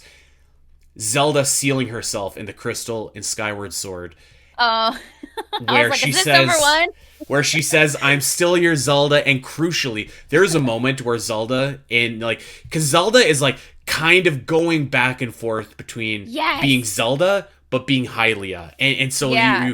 you kind of, it's like she's slowly losing herself to this faded goddess that she's supposed to be, Hylia. And this scene I thought was so incredible for so many reasons. One, the sacrifice of Zelda doing this, and it's kind of like Tears of the Kingdom, except there is a logical way to get out of it. So going back to our intent versus cause, like that to me, this one works for me, whereas the Tears of the Kingdom moment didn't. But the intent behind this, I loved. Link running up the stairs to try and like rescue her, I just like thought was so great. Banging on this crystal to try and get her out, and Zelda kind of apologizing for using Link, and then like when she says like I'm still your Zelda. And actually what gets me is when Zelda says like she calls him sleepyhead, and I started to like tear up when I was watching this. And I'll never forget watching this for the first time either. I actually had a friend come over, and we were watching this, and we were just, we were two dudes in our early 20s. We're sitting on the couch, and we're watching this scene, and both of us are like, just trying not to tear up. And it's still, we're both looking the other way, like as this scene is going down. I think this scene is just like so exceptional. It's such a emotional moment and a powerful moment, and yeah, this is one of my favorite moments in the entire series. I love this moment so much. I especially love what you mentioned, that she's oscillating between the two like personalities almost. And to me, it's more like Zelda is like, my duty is to be Hylia, so she's trying Yeah, so hard, and she's like telling the hard truth, like I used you, all that stuff, but also her own personality is just like really cutting through, and she's trying so hard to like damper it, but she can't because she of her feelings for Link and their life together before these moments and stuff. Like it's just so, it hits so hard. And like, and she's like, you can wake me up next time or something, whatever she says. yeah. And like, oh no, or I won't wake you up this time or something like You that. gotta And wake then me up this time, sleepyhead, or yeah, something like that. Yeah, yeah, and it's just like, and then the pure anguish on Link's face, like when he knows there's no hope, like this is it. It's just like I was sobbing during this moment. This is like, I don't know. There's always so like great, scenes and moments in Zelda that like hit you hard. But I feel like this is the first time like I was so invested, like so in the moment and like in tears, and like it just really was hurting me. And again, this was like when I came back into the series, I came back with A Link Between Worlds, and I was like, I gotta play Wind Waker HD. I gotta play Skyward Sword. I gotta play like all these other games that I missed out on. And so I did, and it was just like, God, this was so beautiful. I can't believe I missed out on this for like a few years. And in fact, like the first time I played it, I was just like, I can't get past the motion controls. Like I couldn't figure out a room in the first temple, and I was like, I can't do this. But then I grew, and I came back and was a little bit older and more patient and was able to do it and figure it out, and then I loved the game. So like this is just, it's a really good moment after all the stuff that you go through. Chase and Zelda, you finally get to her, and it turns out like you still don't save her, and it's just God, it hits you right. It hits you so hard, right in the chest. And this moment needs to be higher. It's higher on my list, but I appreciate it being in top 10 at least on this ginormous list that everybody made. Like important, especially with Rod in the mix here. mm-hmm. I didn't remember what this moment was. Rod. So no, it's funny. We had our initial like culling meeting, I guess you can call it, like where we were trying to whittle it down from the literal hundreds of moments down to maybe 100 or so. And it was a room with the meeting started, and some people were a little early, so it was me, Katie, and Josh all by ourselves, and we were kind of just doing some preliminary going through the moments. Just it's like, oh yeah, that probably shouldn't make it, that probably should. Well, it's just the three of us, and all three of us were like, what was this moment again? What is this? That's crazy. And then we had to wait until Alex and Nicole showed up to tell us what happened in this scene.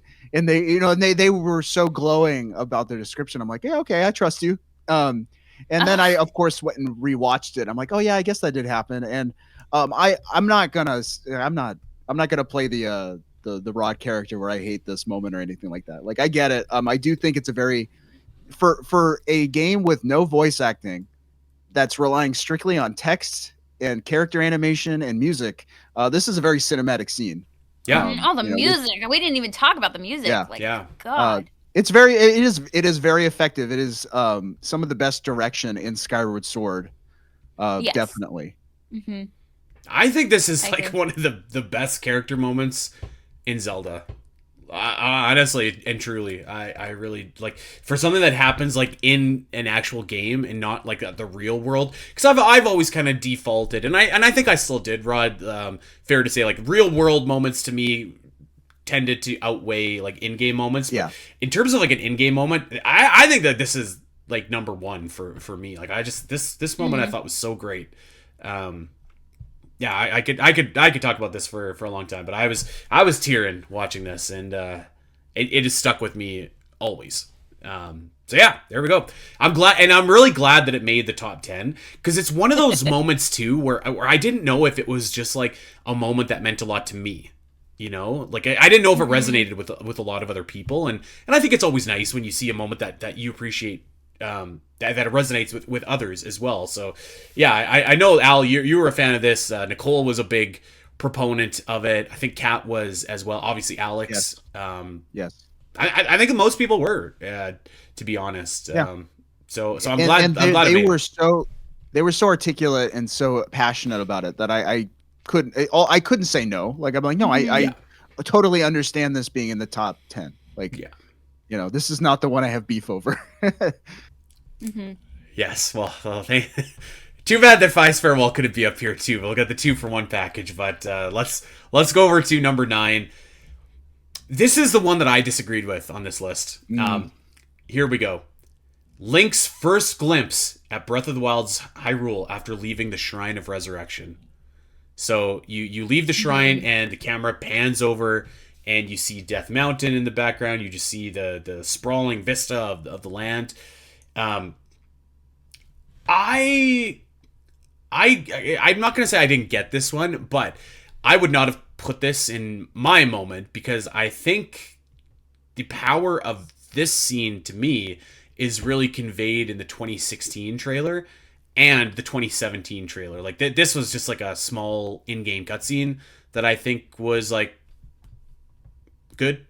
Yeah, this one didn't do much for me personally. I wouldn't have had it on my top 40.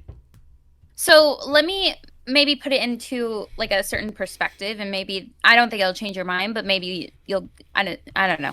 So I think of this moment and then the tears moment very similar. It's basically like the opening sprawl of like what's going to happen, and it takes you back to like the first time you're playing it. It's finally here. You're finally playing Breath of the Wild. You're finally playing Tears of the Kingdom. You get this giant sprawl of the world, and it's like it's finally here. So like that didn't feel like it was a moment for you on this list or on your personal list?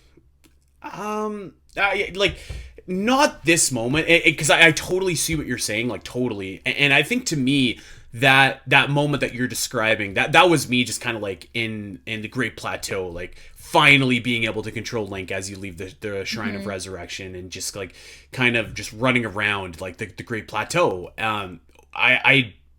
I think the promise of the world that you have to explore is really the intention behind this moment, and like the build up and everything like that. And I totally get it. I don't know. I guess I just wouldn't have taken this moment to represent that feeling or like that promise to me, but I certainly don't begrudge it for being on this list. Like I remember too, like exactly what you're saying. It's just like, oh my god, I'm finally playing this game. It feels like it's been years and years and years, and we're all playing the delays, all the delays. And I had the same. The reason I bring up tears is like it was the same. Like they had the same kind of scene when you're falling for the first time. And then you get the title card and the music, and it's so I kind of lumped them together, even though they're two separate moments for me. But it was just like, I'm finally here and I'm getting to play this game. It's in my hands. I'm doing it. Link is like, control is in my grasp. And look at this world. It's amazing. It's beautiful. And those two moments still hit me. Like if I were to open up Breath of the Wild now, I would still feel something with that small cutscene of like the sprawling Hyrule field and the castle in the background. Like I would still feel something from it. And so to me personally, both of those are on my top like 40 moments. Yeah. So both and I Breath of the think Wild and that Tears. I think that most people would agree with you. To be Yeah. fair, and clearly because that's what I think this moment represents. Yeah. I don't know what the equivalent moment for me would be. I don't know, but I get what you're saying though about the like the trailers kind of like giving you that feeling, like the promise of the world that you get to explore. I get yeah, that too.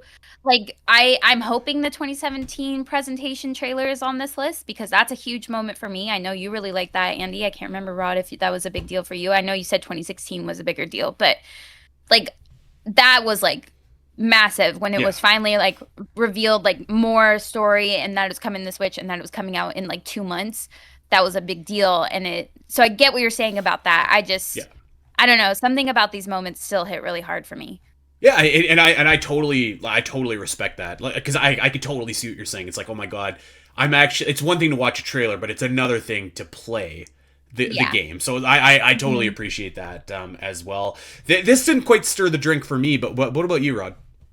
Oh, this is a top 5 moment for me. Yes, Okay. Rod. Yeah, no, Woo! Allison is speaking a lot to my perspective. I think, and it's Andy, it's different for you. I think you are wrapping up the release of the game and what the promise, the culmination of this game's release. Your baggage, the baggage of that is with another moment for you.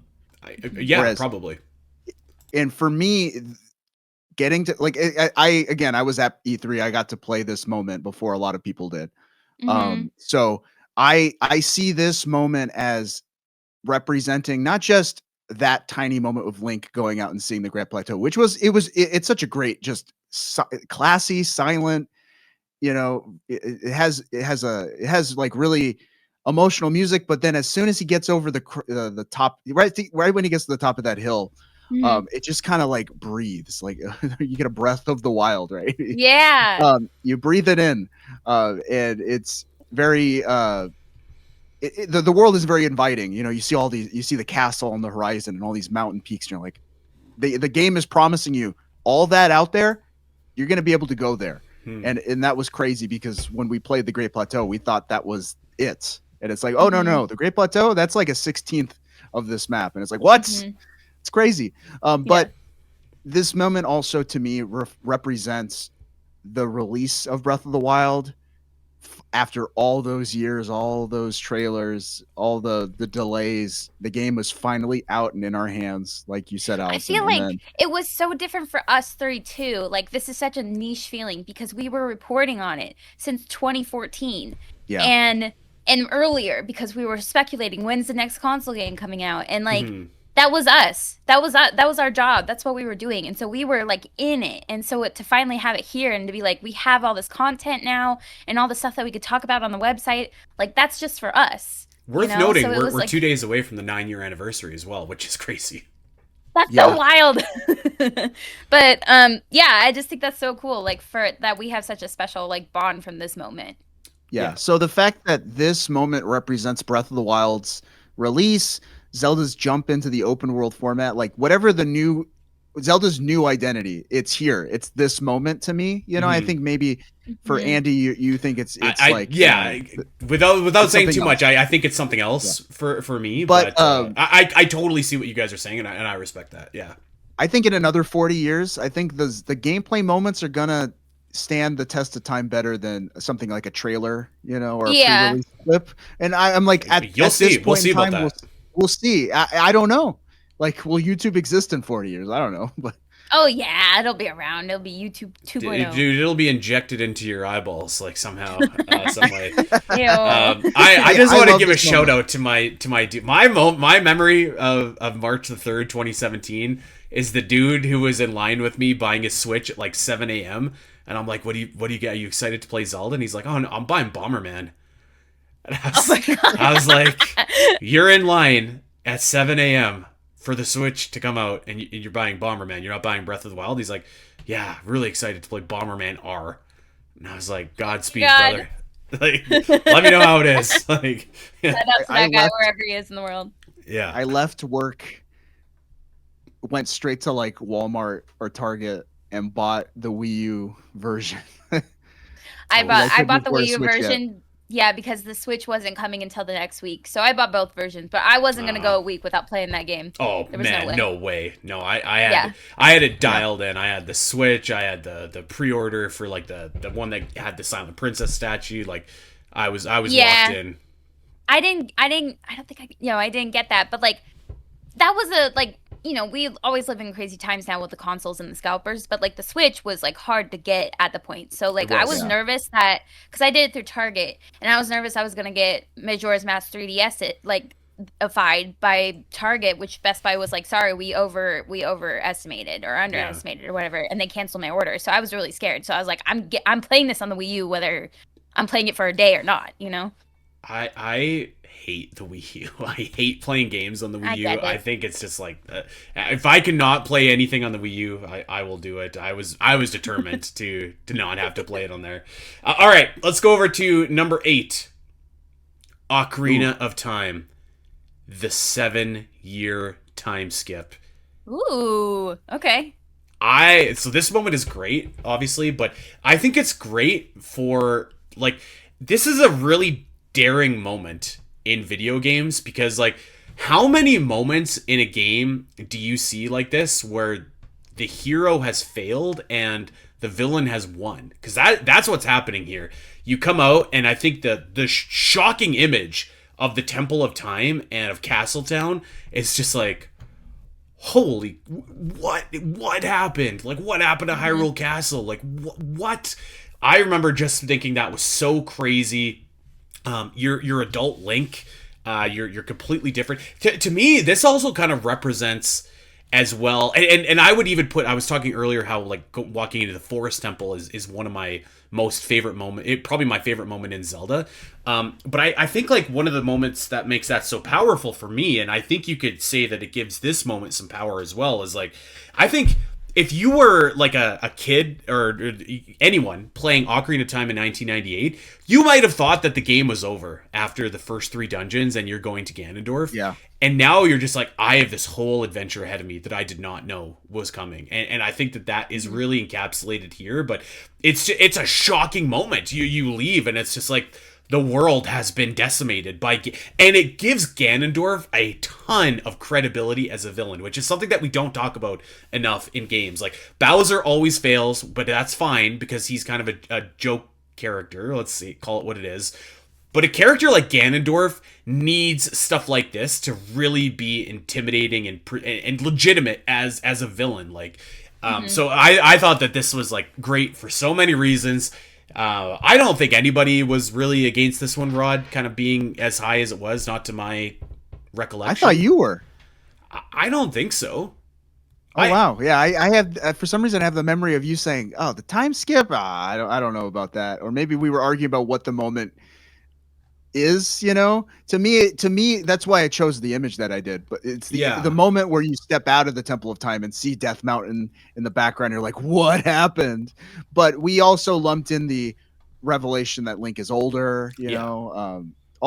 Everything from the point where you pull the Master Sword to the point where you exit Castletown, like that is all kind of the moment that we're talking about. And I'm like, this is number 2 on my personal top 40. Maybe that was it. I wouldn't put it that high, but I would have had it like high. Yeah, I mean, like, this is just so crazy. It was very crazy. I don't feel like it really had a hit as hard to me as other moments in Ocarina of Time did, but I do remember like my brothers and I getting to this point and being like, "What is going on? Like, what's happening?" But we also knew that there was a point because there's this really cool video in the collector's edition game where it kind of showcases like the games up until that point, and you see Link pull the Master Sword as a child, and then later see him as an adult. So we were kind of like, when do we get to be an adult? So maybe we kind of spoiled it for ourselves a little bit. And of course, this is like 3 or so years after the game initially came out. So like maybe that's why the moment didn't hit as hard for me. But like, yeah, it's still like I can imagine playing this like as soon as this game came out and being like, whoa, like now I get to be an adult. Wow, this is crazy. What is going on with all these redeads in town? And they're trying to kill me. Like, yeah, I can imagine this being a really big deal. I think it's a cool moment. I just don't remember it hitting as hard for me personally. It's a great moment. I think number 2 would have been rich for me, and I would personally have a few moments from Ocarina of Time ahead of it. But like just like the shock of this moment is like it's crazy to see what the world looks like after after that time. And I really do think it really leveled up like Ganondorf, because I think like a good villain needs to do dastardly things. Like you know, like this is right around the time that Final Fantasy VII has come out. And I think one of the reasons why Sephiroth has endured is like such an incredible villain. Al, you haven't even played that game, right? Which one was it again that you said? Final Fantasy VII. Oh no, I haven't played the second game yet. Yeah. Okay, but like the OG. I mean, my point is I like never played those. Yeah. my point is right. like I'm sure you know what Sephiroth does in that game, right? Yes. Yeah. And that is the that like that's why this villain has like, I mean, he looks cool, he has a cool sword, but like he does villainous stuff in the game, and that's like why he's so powerful. And I think this is like a big moment for Ganondorf as well. So yeah, a great moment on our list here. Yes. Number 7. I thought this moment should have been higher, but here we go. Wow. Number 7. Anju and Cafe reunite during Majora's Mask's final hours. Yeah. This is bar none, the greatest side quest in Zelda. I don't think you'll find a lot of people arguing with that. This is just, it's such a great emotional moment. It's such a great gameplay moment. Like, this is the payoff to multiple things that you have to do to earn this moment. And like I love this side quest just because you constantly get rewarded with like inventory items, bottles, masks, like heart pieces, all of this kind of stuff. But like what makes it work is like the emotional core of these two characters, and you get to this moment and the world is literally ending, and it's almost like it doesn't even matter because these guys have finally found their way back to each other after everything that's happened. Yeah, this is just like a great moment. It's a great culmination of a side quest. I love it. This would be a top 5 for me. Mm-hmm. What do you think, Rod? You know, it's interesting.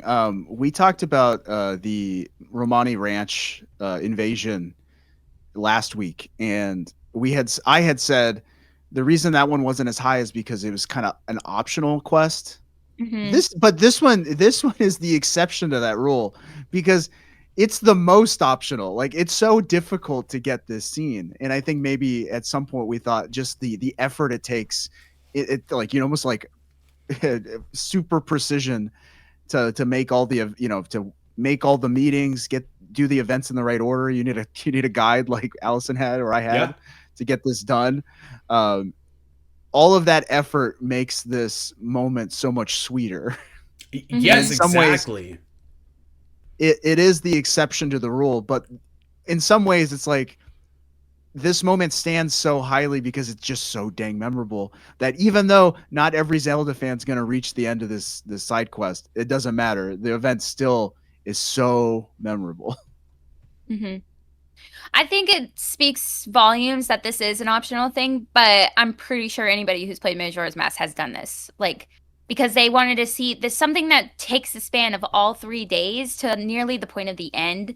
Like, you want, and then you kind of like get this like vibe from Andrew that she's depressed and like something's going on, and there's this kid miraculously kind of popping out of a door in the laundry room area, and you're just kind of like, what is going on with this situation? And like, it's like a mystery, and you uncover it. And I think everybody wanted to know what was going on. So sure, it's optional, but I think everybody did it. And yeah, it is definitely one of the most greatest. I can't even. It's the most like celebrated side quest, I think. Yeah, not even in Zelda, but like I would say like you could put this side quest up there with like any in gaming, and like. I bet you anything. If you were to Google like greatest side quests in video games, this is showing up on that list in some form or fashion. And I remember when we were talking about Breath of the Wild and Tears and all that kind of, specifically Tears, like what kind of side quests we want. We were saying we wanted side quests like this, side quests from Majora's Mask, Andrew and Cafe. We wanted stuff like this, and we got more like that with like the mayoral campaign in Tears and Madison's little journey in Terrytown, etc. And like. That's just the kind of stuff that we want, is just this more in depth. You really get to know the characters. You really get to know their problems, their plights. And it's just like, and it goes also into the whole healing aspect of this game. Like you're healing this couple that's been torn apart by the Skull Kid, and it's just really incredible. And it's definitely like a top 10 moment for me.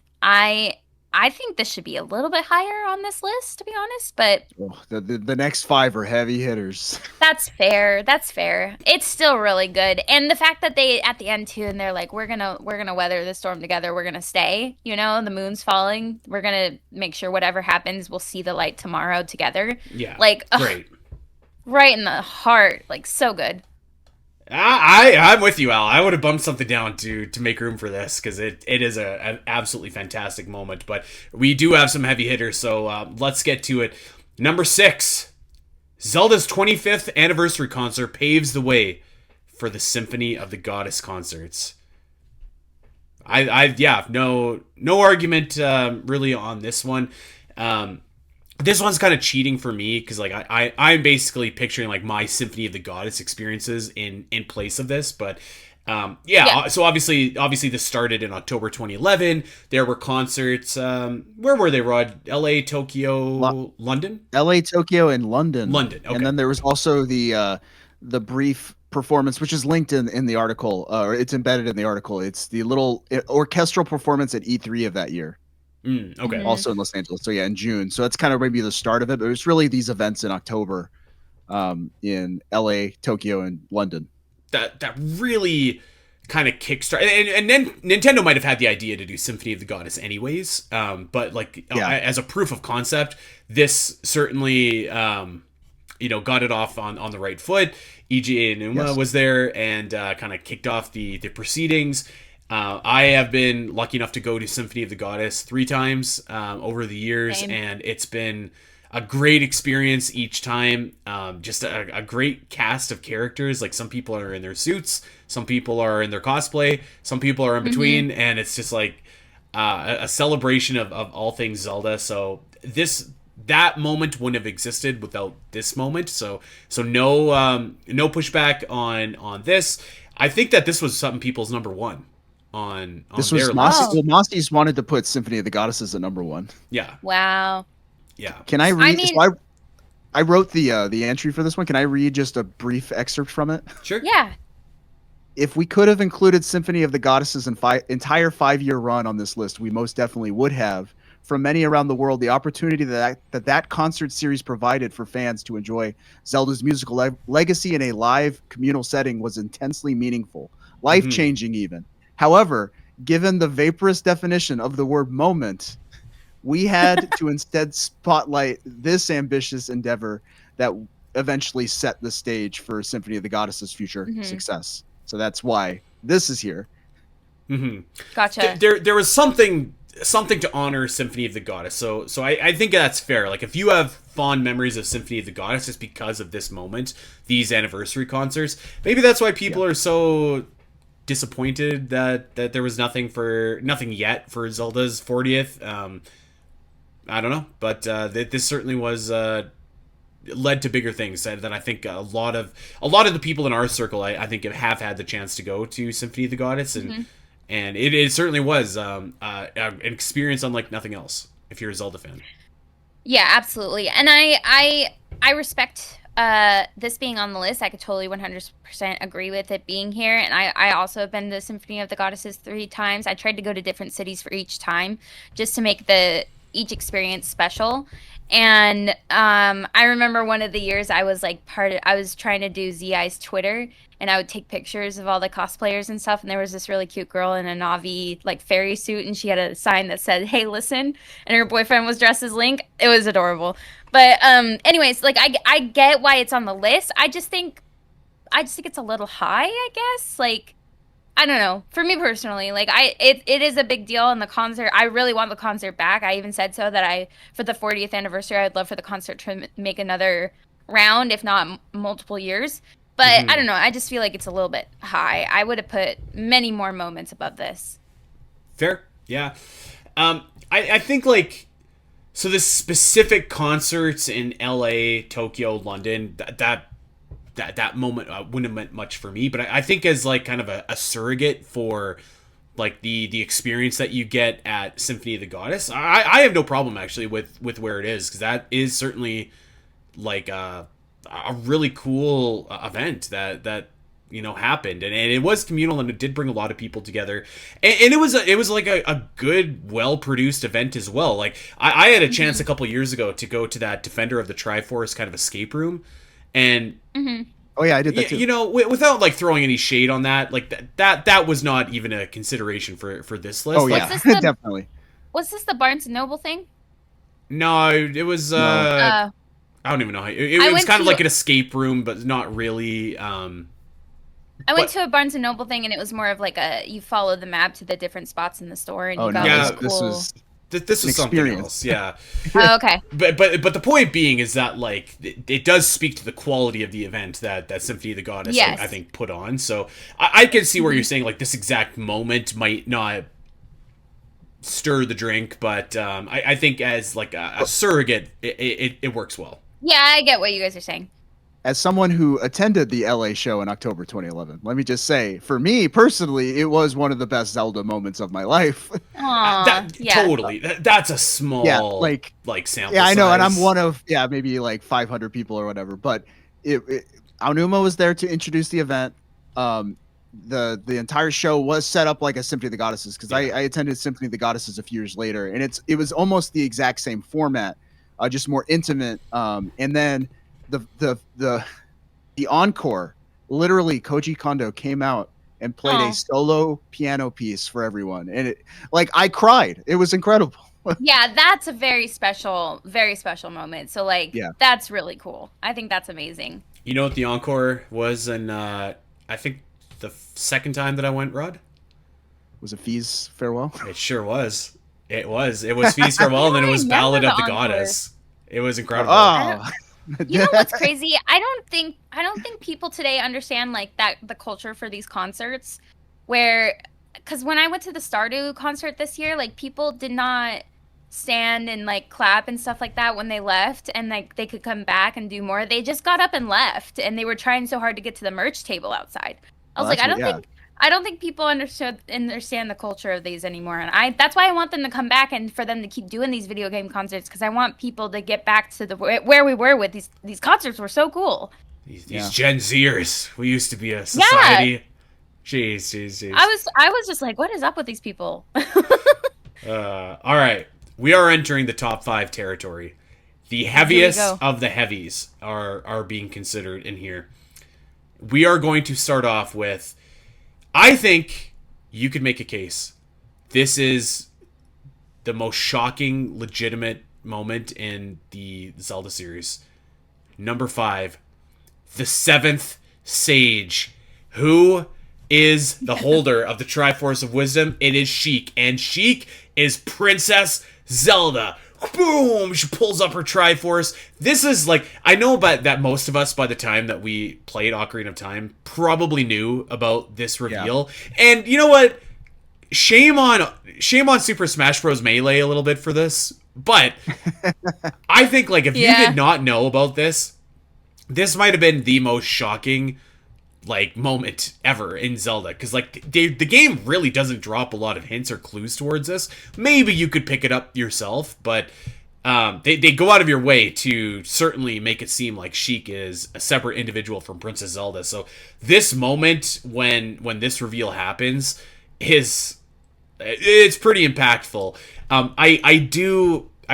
will say I do take umbrage with like as soon as Sheik is Zelda again, she's just like immediately back to just getting captured. So it's kind of like yeah. But the moment preceding that is just like absolutely incredible, and I think like when you're not expecting like Sheik to be the person that has the Triforce of Wisdom, she's just telling Link that he has the Triforce of Courage. And so, good for me, I was not expecting Sheik. I was expecting Zelda. So when Sheik did this, I was like, what is happening? And then the reveal, and I was like, pow. I mean, this was such a big deal. Like, so cool, so crazy. Like, I think I remembered before playing seeing this moment with Sheik having the Triforce, but I didn't know that, like, it was going to be Zelda. I just thought, oh, Sheik is, like, the person who has the Triforce. And so then she turning into Zelda was just wild. And it's like, it's so cool because you've done so much to get to this moment, and you're still like, what has gone on with Zelda? Like, where is she at? Like, what's going on? You know? And I don't think people watch or play this game and, like, let's say you don't know. Let's say completely going in blind. Mm-hmm. You look at Sheik and you think, that's Zelda. It has to be Zelda. Like, different I eye wasn't color, thinking different that. physique. Yeah, I don't think so. I don't think we were either. And so it was such a wild reveal, and it was just so cool to know that she was with you on the journey the entire time. Yeah, magical moment. What it's like takes you back to, like, shocker reveal of the 90s. Just amazing. Yeah. Incredible. Yep.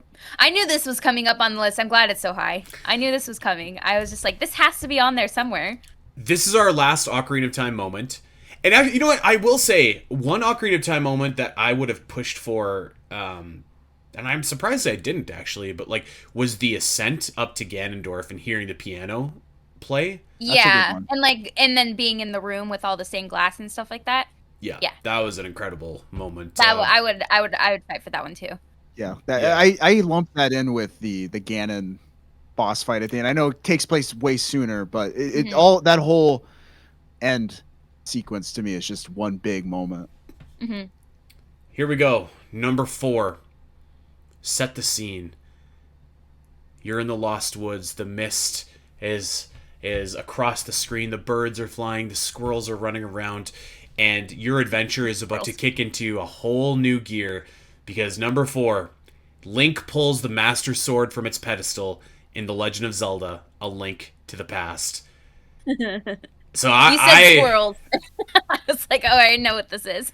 I was high on this moment. I think that there's a lot of great Master Sword pulls in the series. We talked about Ocarina of Time. We talked about Tears of the Kingdom.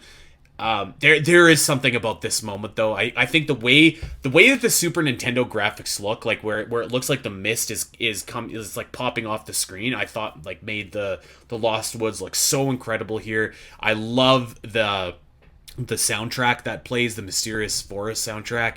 All the animals that are on screen, and just like that setting with the sacred meadow and the sword, and it's the first time that you're pulling it out, and I think it's such an iconic scene, such a great moment.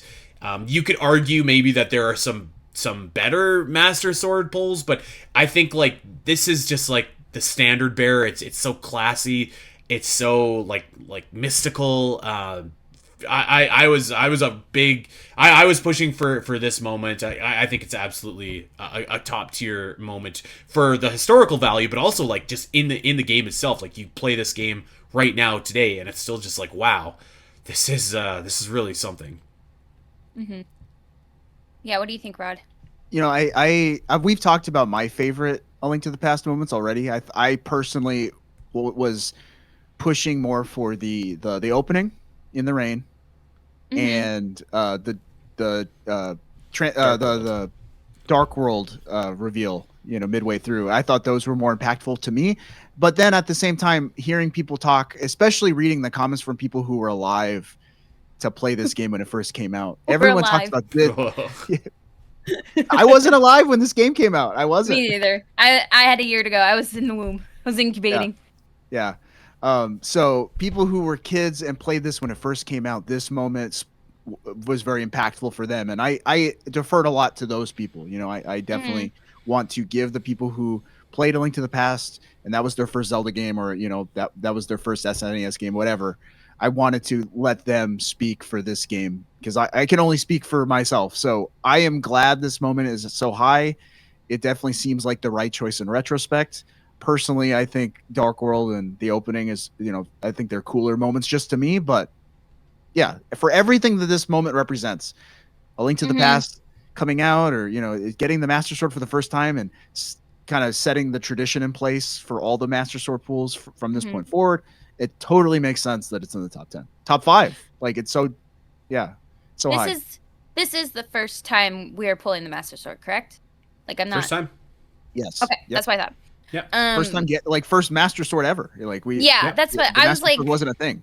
before this. In my head I knew that, but then I second guessed my life, and so I was just double checking. But I think there are definitely better Master Sword pulls in the series, but I'm okay with this one being in the top 40, and let alone the top 5, because it's the first time, and it starts the tradition. It paves the way. It's like saying like the Legend of Zelda is so important because it started the series that started, or it's the game that started the whole series, right? So I appreciate this being on the list particularly. It was a cool moment when I did it for the first time. It was my first Zelda game, my first time pulling the Master Sword, so that was pretty cool.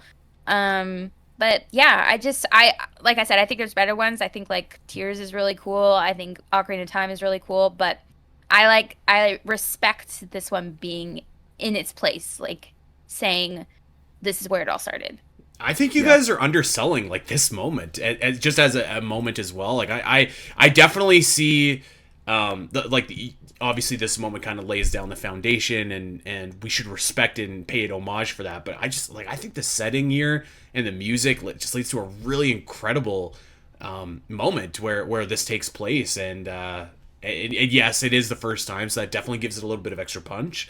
But I just think that this moment is like really, really spectacular. It's a little bit more slower paced. It's a little bit more just like kind of classic European fantasy style here, like pulling a sword out of a pedestal. But to me, like it just kind of represents like one of the hallmarks of like everything that Zelda is, everything like I kind of want on a Zelda. So that's why I was going to bat for this one a little bit more above the Dark World and above the opening. But I mean, you can't really go wrong with any of those, can you? Mm-hmm. It is great. It's very artful, very, very classy. Yeah. Everything works, you know. Okay, Al, I want you to start thinking about what the top 3 are going to be, and then when we get there, I want you to tell me if this was on your list in your head. I'm sure you must have started doing this already. Like, what's left, right? Yeah. So. But now you put me on the spot. Well, you don't have to say anything now, so we'll just talk about the moments. And when we get there, just say if you were like, yeah, I thought this would be there or not. Okay. So Rod said something earlier where he's like, I think the in-game moments are going to outlive the trailer moments, and I'm going to use number 3 to tell him why he is wrong. Okay, number 3. Step inside one more world. E3 2004. Shields will splinter, swords will shatter. Yeah. It is the reveal of The Legend of Zelda Twilight Princess. This was crazy. I will never in my life forget this. This was so unreal. And it's really funny because like everybody knows how I feel about Twilight Princess, but like at the time, this was the hugest thing in the world. And it really goes back to what we were talking about. This moment wouldn't exist without the other moment of Zelda in the Wind Waker reveal being such a such a whirlwind reaction, both positive and frankly mostly negative at the time. This was, and we talked about it with Hyrule Historia. This is another moment where I felt like Nintendo was like really course corrected and was just like, okay, this is what our fans want. We're gonna give them what they want. And I think that, you know, we all remember the trailer. We all remember the incredible setting. The sun is setting and Link is riding on and fighting on Epona, which was another crazy thing. The incredible music, which ironically had been used for an Ocarina of Time trailer before it had been used for the Twilight Princess trailer, but nobody remembers that. And the immortalized reaction guy meme with the 4 IGN guys being like, yeah. This was an absolutely incredible moment to just for me to remember. It was just an incredible moment that fans were excited about. Grown men were crying in the audience here. This was something else. Mm-hmm. I'm so sorry. You're gonna hate me, but I think you already knew this about me because we've talked about it before. The first time I saw this was because of you talking to you on the show. Like, I literally missed everything about this. I was only just playing on the GameCube, playing Zelda on the GameCube. I was still not hadn't online. been born yet. No, I was born. I was already like 11 at this point. But like, it's just I wasn't online. I wasn't actively looking at like Zelda news. I was just barely playing on the GameCube with my brothers at this time. So like, this was not a moment for me. But I've been on the show with you for like 8 some odd years, and you always talk about this moment when you talk about like things that really like amped you up in the Zelda community and like Zelda. When we talk about Zelda trailers, one of those episodes that we did, like I remember you talking about this. So I know from hearing from you what a big moment this is. It's just like it was never my moment. I never experienced this outside of until you were talking about it on the show. Mm-hmm. Did you as like a as a moment though, like are you just like, okay, like I get it, even though maybe not for you, but like just kind of knowing what that means, like do you think it's too high? No, I don't know. I feel like I can't say because I'm so indifferent about it, but like I understand.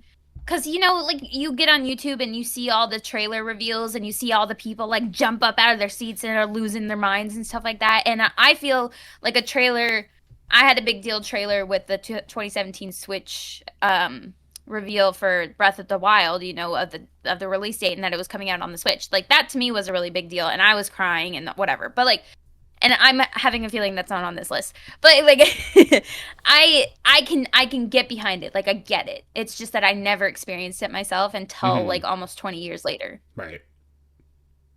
Broad. This is my number one moment in There Zelda. you go.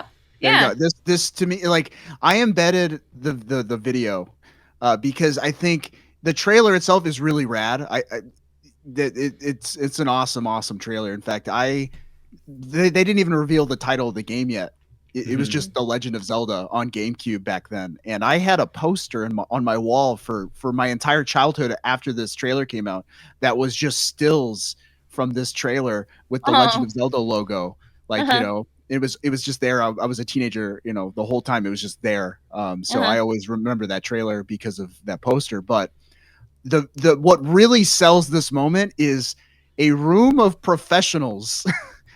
These are people who should know better than to scream and shout and act like YouTube reactors. It's like, no. They were genuinely moved by this trailer. And it speaks, like the reaction in the room speaks for itself. You have to watch how that E3 press room erupts, because it was the end of the show. It was Nintendo's one last thing. Of course. And Brandon reminded me of this. This was Reggie's first E3 with That's Nintendo. Right. Yeah. You know, so that he came out, hey, I'm Reggie. I'm all about, you know, kicking butt and taking names, whatever he said. Yeah. Yeah. The debut of the DS at this as well. So this is like a big E3 with like a lot of like really important announcements. Metroid Prime 2 was here as well, and this was the main event, and like, you know, like I think even the people that really defended Wind Waker and the art style, I think like at the time it was just like, I'll speak for myself. I defended the Wind Waker and art style. I'm like 13 here, okay? But I was like, man, I wish Nintendo would release like an actual like real quote unquote looking Zelda game so that I can like don't have to defend this cartoon on the internet here. And that's what this was to a lot of fans. It was almost like the promised realized of that initial Space World reveal from 2000. Yes. Yeah. And if you're upset that we didn't include the King Bulblin duel on the bridge and Link with that pose and Epona and the sword, that's in this trailer. That's where I first saw it. Oh, okay. And man, it's and then the animation of Link sheathing the Master Sword behind his back is so cool. I was wondering. I was really upset that I hadn't seen that moment on this list. Yeah, I'm just kidding. But yeah, no, I get it. Like I get why this is here. I wish that I had been like that into the outer sphere of just playing the Zelda games like we are now, like I am now, you know, looking forward to trailers and all that kind of stuff and being blown away by the reveals. I just wasn't at the time. And it kind of sucks. Like it's like one of those things where it's like I wanted to be part of it, like the fear of missing out kind of thing. So I missed out on it, and that's a bummer. But I do see the excitement, and I get it. Like I'm living vicariously through Andy all the times that he's talked about this. So was this on your guest list for top 3 moments? No. Okay. I was gonna say if you are like Allison, you just didn't live through this moment. I recommend go to the article and watch the video. I watched the video. Like Andy made me watch it. So Made you watch I don't know. it, It's jeez. magical, man. I watched that trailer just to get a hype, just to give That's myself how a I feel boost. about the 2017 trailer for Breath of the Wild. Like I watch it just to get hyped. Well, let's move on to number 2, and we're going to go. This is the top 40 moments in the Zelda series list here. We're going to go back all the way to 1986. It's dangerous to go alone, and this is The Legend of Zelda releasing and Link beginning his first adventure. I'm going to say something right off the bat here. You might hate me for this. I would not have had this moment this high. Like I think as like a nice nostalgic moment, I would have had it. It would have been on my list for sure. But I think that like this moment, like the game releasing, like obviously like historically important and everything like that, and none of us are here without this moment. But as like just an individual moment, I personally would have had it a little bit lower, probably top 10 ish, I would say, but I wouldn't have had it challenging for number 1. But but a lot of people, obviously this is an important moment. It's the release of the game that literally birthed this franchise. So I think from like a historical and pay homage kind of context, kind of like how you were saying for the sword pull in Sword. I no problem with this kind of being as high as it is, but yeah, I would have had this one a little bit lower to allow for some more, like, I guess I'll use the word like legitimate, like actual like moments, like Andrew Cafe. I feel like I would have, but anyways, like this moment, I feel like is certainly one that should be celebrated and should be honored as well. Mm-hmm. Yeah, I think so. I agree. I thought this would be, because I didn't see it earlier on the list, I thought this would be probably in the top 3. And I think it deserves to be here. I don't know. I feel like maybe I'm kind of the same because I didn't experience it like Mm-hmm. I don't know, like when I first played this game, I was like half-hearted into it because I'd rather have been playing Ocarina of Time at the time. So like I get it, but like now that I'm older and now that I've like re-fallen in love with this game, like I understand like how big a deal it must have been to like open this game up for the very first time when it first came out and like just be thrown into this giant world that we hadn't really seen in video games up until this point. And so like, and I agree, like I think we need to pay homage and respect this moment because it started it all. So Mm-hmm. Yeah, without this moment, none of the other moments would have existed, which I think obviously gives it a lot of historical impact. But it's funny, when we were compiling just Zelda moments, any stripe, any significance, just throw them into this doc. There, a lot of these Zelda 1 moments were a lot of like firsts. Like, okay, well, first time you see Link, first time you hear the overworld theme, first time you hear the item acquisition jingle, the da-da-da-da.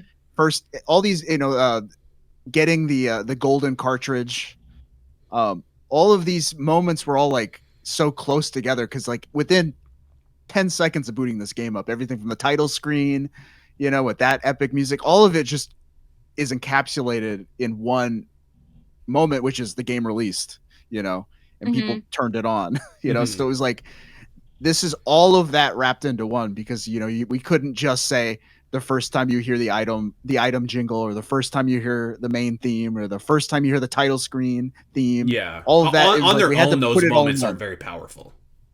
Yeah. And of course the quote, "It's dangerous to go alone," I think has, transcended the series and to become its own pop culture moments as well. Yeah. Not only like transcended the series, like in video games, I've seen this line used so many times in other games, like little indie games. I've seen it used in Skyrim. It's like everywhere. Yeah. So like, it's a little bit high for me, but like I can't also sit here and argue that the release of the game that started everything shouldn't be high on this list either. Like I think it's one of those things where, I wonder, like, I don't know how high this would be on many people's list, but at the same time, it's just like, well, how can you argue with this kind of being like this was a contention for number 1 for like a long time. I could understand it being number 1 if it was made number 1. It's like everyone says, yeah, this is in the top 10, but then everyone has a different list of what should be in the top 10. So somehow this one, just the fact that it's consistently, everyone agrees, yeah, it should be in the top 10. It just it became.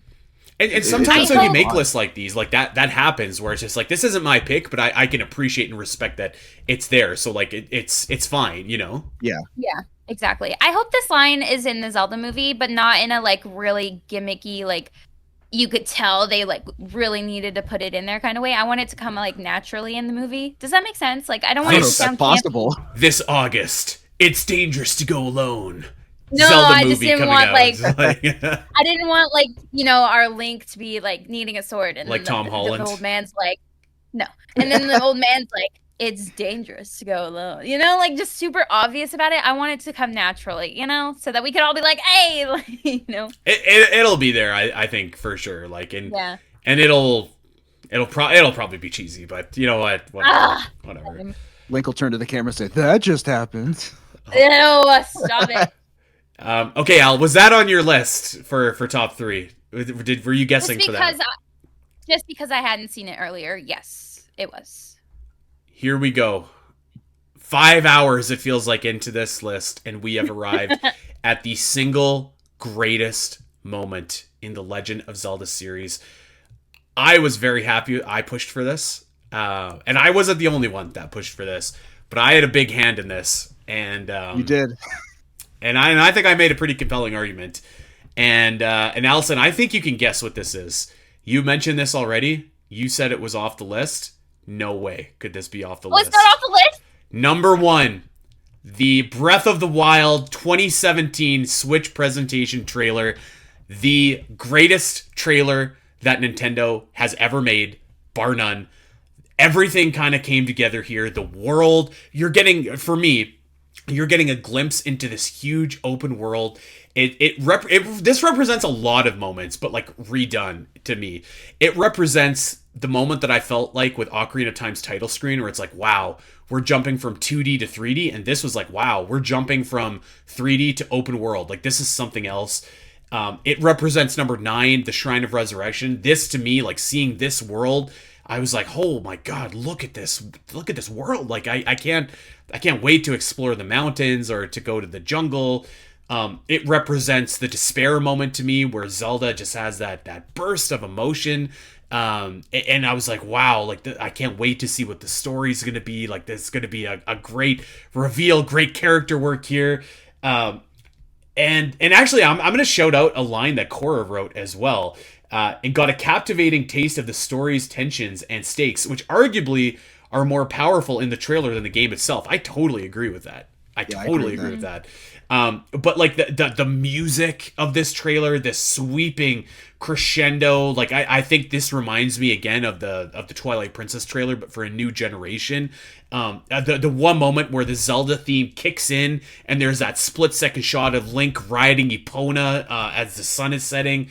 I'm getting goosebumps right now just talking about it. Like, it is just so unbelievably powerful. It has a little bit of the Skyward Sword moments as well. Feast Farewell and Zelda going to sleep, with the cinematics and the way that it's structured and presented. This trailer, I thought, had it all, and it was such a moment in time where, like, you know, again, and I think context again is really key here. These are the darkest days of the Wii U. And the very future of Nintendo as a console maker, this is not being hyperbolic, is on the line here, okay? Like, that's how awful the Wii U was. The Switch had to be a success, and Breath of the Wild had to be a success in order to make the Switch a success. And so it felt like the world was riding on this game, and we had seen the game before, but like, again, this night in January was to really sell you on the Switch. And watching this game just with a presentation like this and a trailer like this, the promise of this new era of Zelda, I thought was just like, it was just the most unbelievable, incredible moment to see. And again, like, after years and years of like, man, Breath of the Wild just feels like this thing that's just out of reach always. And now it's like, it's within reach. They gave you the release date as well, which was in question. A lot of people were wondering if this was coming out in November, and it's like, nope, this is coming out in like 2 months.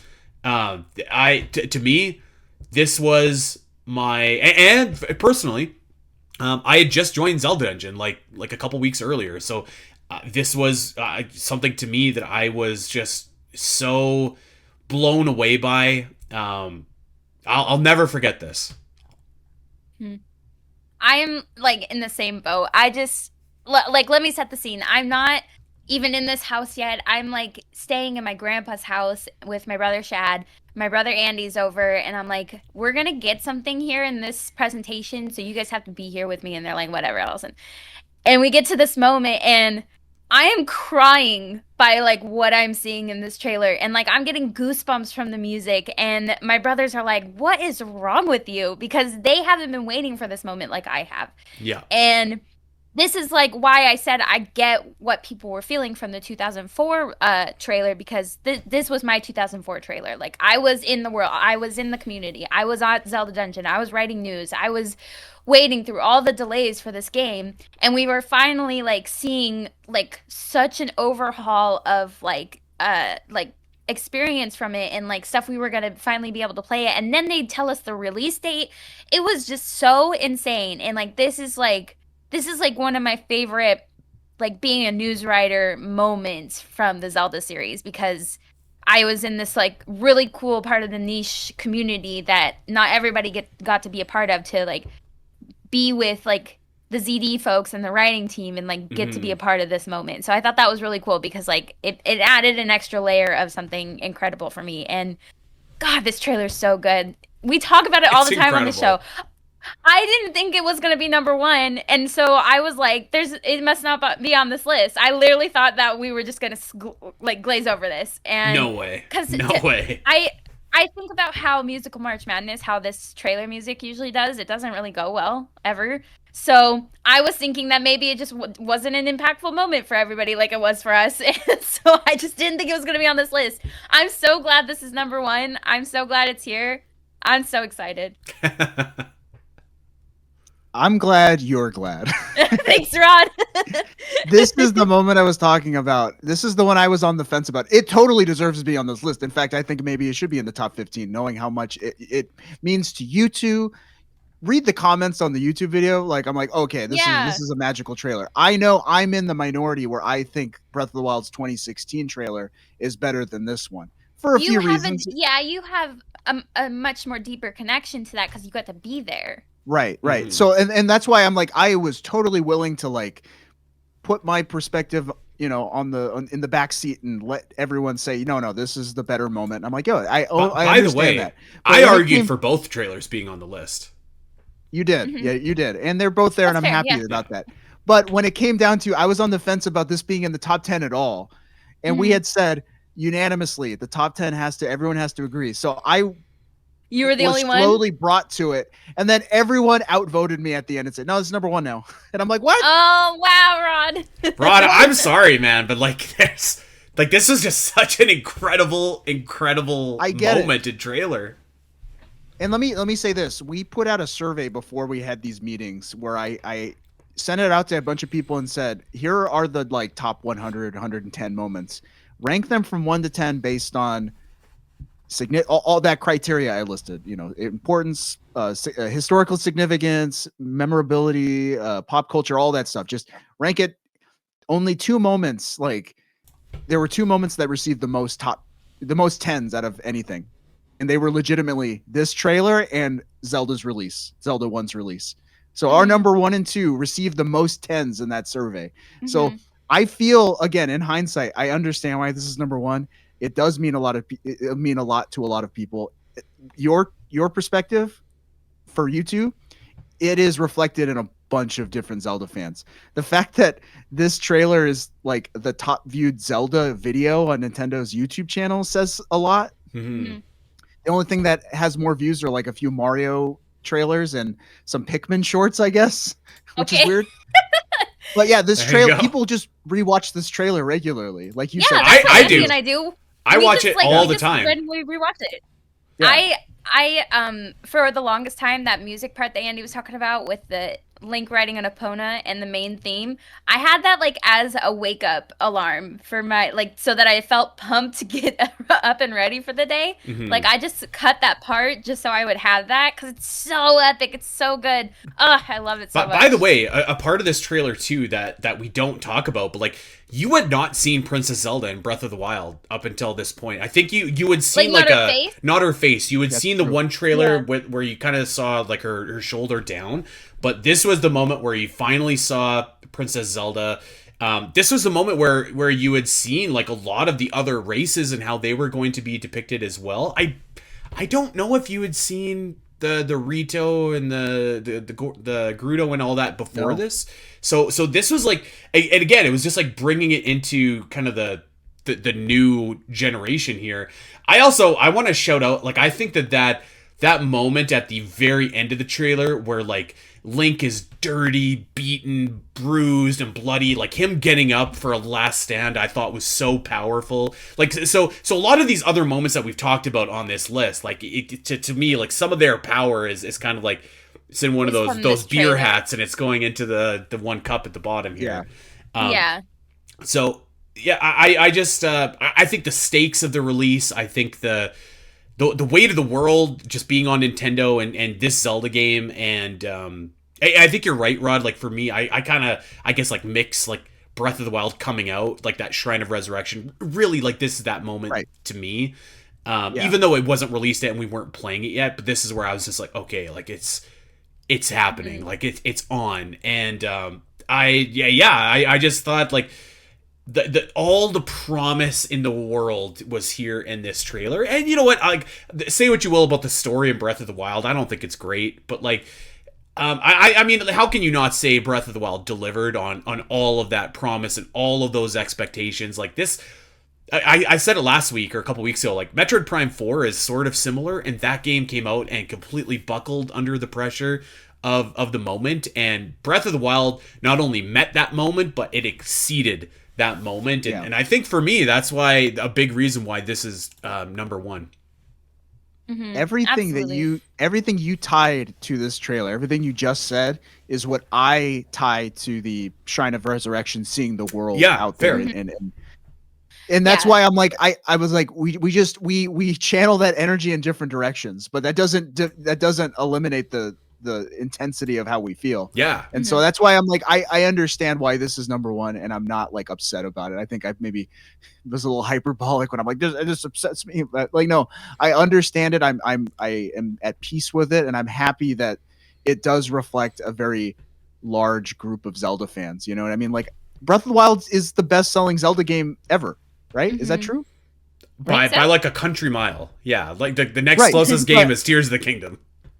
Right. Yeah. It's like I think more people are moved by this game than any other Zelda game at this point, just in history now, you know. Mhm. And that might change. I don't know, but Yeah. this, I mean, we this saw Breath of the trailer Wild means a top lot. the best Zelda ever list this year. You know, like It did. Yeah. times are changing, and like this is going to be, if it's not already, like the new Twilight Princess reveal trailer.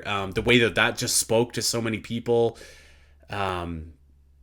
And I think it's going to mean more to the people that kind of lived through the Wii U era and what that like honestly like how dark it was, because like you know at that point you had never had a Zelda game that sold 10 million copies, or you never had like this big success of Nintendo that seems like absolutely bulletproof now. Like things look dicey at that time. So and They did, like again like for me so the first podcast I ever did for Zelda Dungeon was after this trailer was over.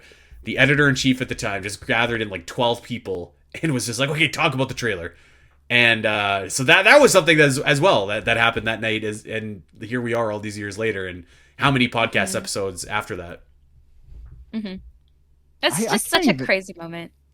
I can't even remember what I was doing that night. Like I just like I said, I know I am so out of step with a lot of people because I don't remember this trailer happening. I don't remember it really moving me at all. But I think it's because I had so much time with Breath of the Wild already.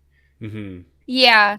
I can understand that. I feel like when we see stuff like this happening and it was such a big deal to all of us, especially after all the delays. There was like 3 delays Yeah. at this point. And then they finally give us a date, and it's only 2 months after the fact, and and it's finally like on the NX, the Switch, like we Yeah. just thought it was gonna be on the Wii U. Like it was just such a wild moment, and for me, I remember exactly what I was doing, exactly where I was sitting, exactly how I felt. Is just so crazy. And like I also really liked the Final Tears trailer. I felt like it had some of the same magic, but it wasn't the same because it wasn't like this, The like Andy was stakes saying, weren't the as high. stakes weren't as high. But Yeah. it did build my excitement, and it's an amazing trailer with amazing music too. It's just that this was just such a big deal. It was so huge. We'd waited so long and had so many delays, and we were like, our hopes were riding on it. And unfortunately, I think it was Nintendo doing this that gave me very high expectations of how Nintendo would announce things going ahead in the future, and they just haven't met this standard since. Yeah. Yeah, you're right. Like it's going to be hard for them to replicate this feeling because like the I think it was like the third Tears trailer. I was finally on board. April I was one. like yeah, this is a great trailer. Like finally, You're like, we But- finally got the meat and potatoes. yeah, I was like, okay, finally we got like a good trailer here. But you're right. Like at that point, it's like, well, obviously this game is going to be like this massive success. So there was no urgency or there was no stakes attached to it. So Yeah. it's a lot more than just a trailer that makes this Yeah. number one, I think. And you It really was like have a to take into build-up. context. Yeah. Yeah. So I didn't think that I would get this to number one. And to be fair, I was not alone in pushing this for number one either. I think a lot of other I think it was like a pretty quick decision, Rod, like to Yeah, to it just like, happened, and I was just like, wow, that I think just you were happened. the only Oh my God, person that Rod. was just like, I don't think this should be number one because like we had got down a list of like contenders and we're like, okay, we got to make a decision here, and we had tried to go 40-1 and we found that was really hard. So we're like, okay, let's just go 1 to 40 and work backwards, and we thought that, or at least I found that went a little bit easier, and it was pretty quick, and Even it then was we- near unanimous. We settled on the top, what the top 10 were before we ranked the top 10, and then Yeah. at once we've settled on the top 10, it was just like, all right, well, we got a 1 through 5 already. I was like, wow, whoa. There you go. Universal And I know love. I'm not. I've had some people privately message me and say, "Hey, do you agree with number one on this list?" And I was like, "Me personally, no, I don't." But I am again at peace with it because Yeah. it seems like a lot more people agree that it should be number one than Mhm. don't. Is Yeah. one of those And there's, persons like- names Mossy Segopian? I think he said he might Well, actually, I don't know. He was a big defender of this trailer. Actually, I was gonna say if anyone should love this trailer, it should be that man. no, Yeah. he and I were having just a call once, and he was like looking at the view counts and stuff like on the YouTube channel, and it's just like, oh wow, yeah, this trailer's got a crazy view count. Like he's like, so I think he was actually much more on board with this trailer being as high as it is than some other people. Mhm. I didn't see anybody that pushed back against that. I didn't have a lot of people messaging me to be. It was just me. Yeah. I think it was just me. it was just you. Yeah. Wow. What does that say about Feast Farewell? It should have been higher. I don't know. I was not gonna say this, but I'm gonna say it. I think another thing that makes me not care about this trailer as much is I don't like the voice acting in Breath of the Wild. I love the people who did the voice acting. I think they're beautiful people, but I'm just not a fan of that script or that of those performances. I so- agree with like that. I agree with you in that respect, but when we talked to Patricia about it on the show and she explained like the mechanics of how they had to record, I was like, it makes so much sense why it feels so stilted. Like, I get it. I don't Yeah. blame her at all. I don't no, blame the I know, performance at but all. like I just like my eyes were open when we talked to her Yeah. about that. I was like, it took, and then when I played the game again, I was like, it kind of changed how I felt about how the voice acting came across to me because it just made more sense with that context. So Sure. if anybody out there like cared, we did an episode with Patricia and she explained a lot about the process and it made so much sense. Yeah, I remember That's why like a lot I of always say, people. So it was the Japanese trailer that first came out, and I I think the voice acting is fine. I actually like greatly prefer, particularly the despair scene in English versus the Japanese scene. Like the Japanese scene sounds ridiculous to me, where I think like the English one is a little bit more understated and works a lot better. I know a lot of people don't love the voice performances. I don't know. I think that like I think they're totally fine, but I know a lot of people would agree with you, Rod. I said that's why I like the 2016 trailer. It's just more. Zelda says "open your eyes," and that's kind of it. It's just Love much it. more Yeah. artful and quiet and classy. There's a moment. There's a moment in that moment- trailer. Go ahead, Al. Are you gonna bring it up where it's like the You old think man that in you're the Deku tree? Oh no, I was gonna talk in 2016 in that trailer. I always thought like that trailer is almost perfect, except for the moment in the middle where I think we all thought our computers had glitched or something when the music just cuts out and you're like, Yeah. You're like, yeah, because it does that in the regular soundtrack too. it does. make It's a sense. weird choice for that arrangement and for I that was trailer. thinking about, and I think I think it's in the 2017 trailer where it's like, you do not remember me, however, and then it's like, I think you are now ready. And it sounds like the same guy, but it was two different characters. When you play the game, you're like, oh, that was the old man in the Great Deku Tree, and it was just weird how they melded that together in the trailer. But that's just like a nitpicky thing that doesn't really matter. It seems you do not remember who I am, Link. Yeah. Let me tell you a story. Oh my God, stop. There it is, and Cora did a really great write up on this particular entry. There's a lot of really really spectacular write ups for all of these entries. Our entire writing team really stepped up and did a great job, and we had some volunteer writers as well, kind of talking about what these moments mean to them. So obviously we've kind of been giving you our perspective on this list, but I really do encourage you to go to zeldadungeon.net, read the whole article. It's a big article, but it's broken down in a really accessible way. We're like a couple paragraphs for each entry. So go and check that out. A lot of really great work went into this. I think it's one of the best pieces of work that our writing team has done in my time here. Like I agree. I'm always partial to our first Best Zelda ever that we did in 2017, just because for us three in particular that was such an undertaking. But this is right up there with that in just terms of quality and insight. And I think it was a really great list that we settled on. I think it's nobody is exactly happy with how all things kind of shook out, and I think that's the makings of a great list like this. So I'll tell you what, I can't wait to do the 50th or the 60th or whatever happens to be. Oh my God. Oh my God. I say this at the end of the article, but a list like this should not end conversations. It should start them. So Yeah, I love that. Yep. We'll have to do maybe next week, Al. We just do some DDs and specifically the one where it's like what moment was missing from this list, because there was a lot of great ones that we talked about and didn't make the cut. And I mean you could do 100 entries on this list and still have ones that are missing. So really great job to you guys. Do you still have like that list of like the top 100 or whatever? I sure do. In fact, please, you two, it would be great for you to do an episode like that.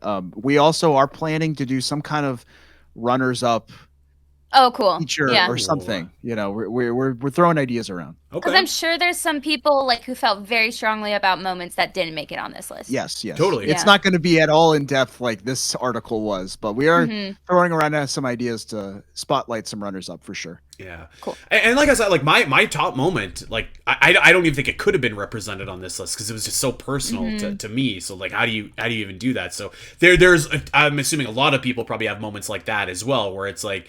The objective of this list is kind of like a communal moment list rather than something personal. So there's obviously like a ton of moments that are not represented here, but I'm really I thought that the final product here like was really really well done, and like even the ones that you don't agree with, like the Shrine of Resurrection or the timeline, like you could see why they're there and like why they did make such a big impact to people. This will surprise you all. I was actually pushing for a speedrunning moment on this list that got axed. I was too. I originally wasn't, and then I was convinced, and I was like, well, I actually think it should be, and then I think we went in a different direction. So lots of stuff. to tease something else on that, Dungeon Runners is actually working on a top 40 Zelda speedrunning moments article. That's cool, because there's some like big deal news from like the speedrun. Like I remember when the record was broken for Ocarina of Time, and that was such a big deal. So that would be cool. That would be a cool list to read too. Okay, 2 hours and 40 minutes into this podcast, and we are going to sign off. Rod, thank you for joining us and walking us through this list again. We appreciate it, and just a big congrats to the entire writing team. What a great list. Thank you. Incredible feat. Feat. Oh, incredible feat. I thought you were telling Rod Fee is incredible. There's a 30% is also chance incredible. that I misheard what she said. All right. Well, that's going to do it for us. Thank you, everybody, for checking us out. Go read this article. It's over on zeldadungeon.net. And, of course, check us out wherever you get your podcasts. Go like and subscribe and recommend and rate, review, all that kind of good stuff. If you do a Zelda fan in your life, tell them about this show. We're releasing new episodes every single Monday. So, go give us a subscription. That'd be really cool. Head on over to Zelda Dungeon's YouTube page if you want to watch these videos or these podcasts rather, in video form. And you can check out our Twitch page, twitch.tv/Zelda Cast. We live stream these every single Sunday, so go and check us out there. A reminder that speaking of streaming, we have the ZD Minigame Olympics going on right now, so that's over on Zelda Dungeon's Twitch channel, so go and check that out.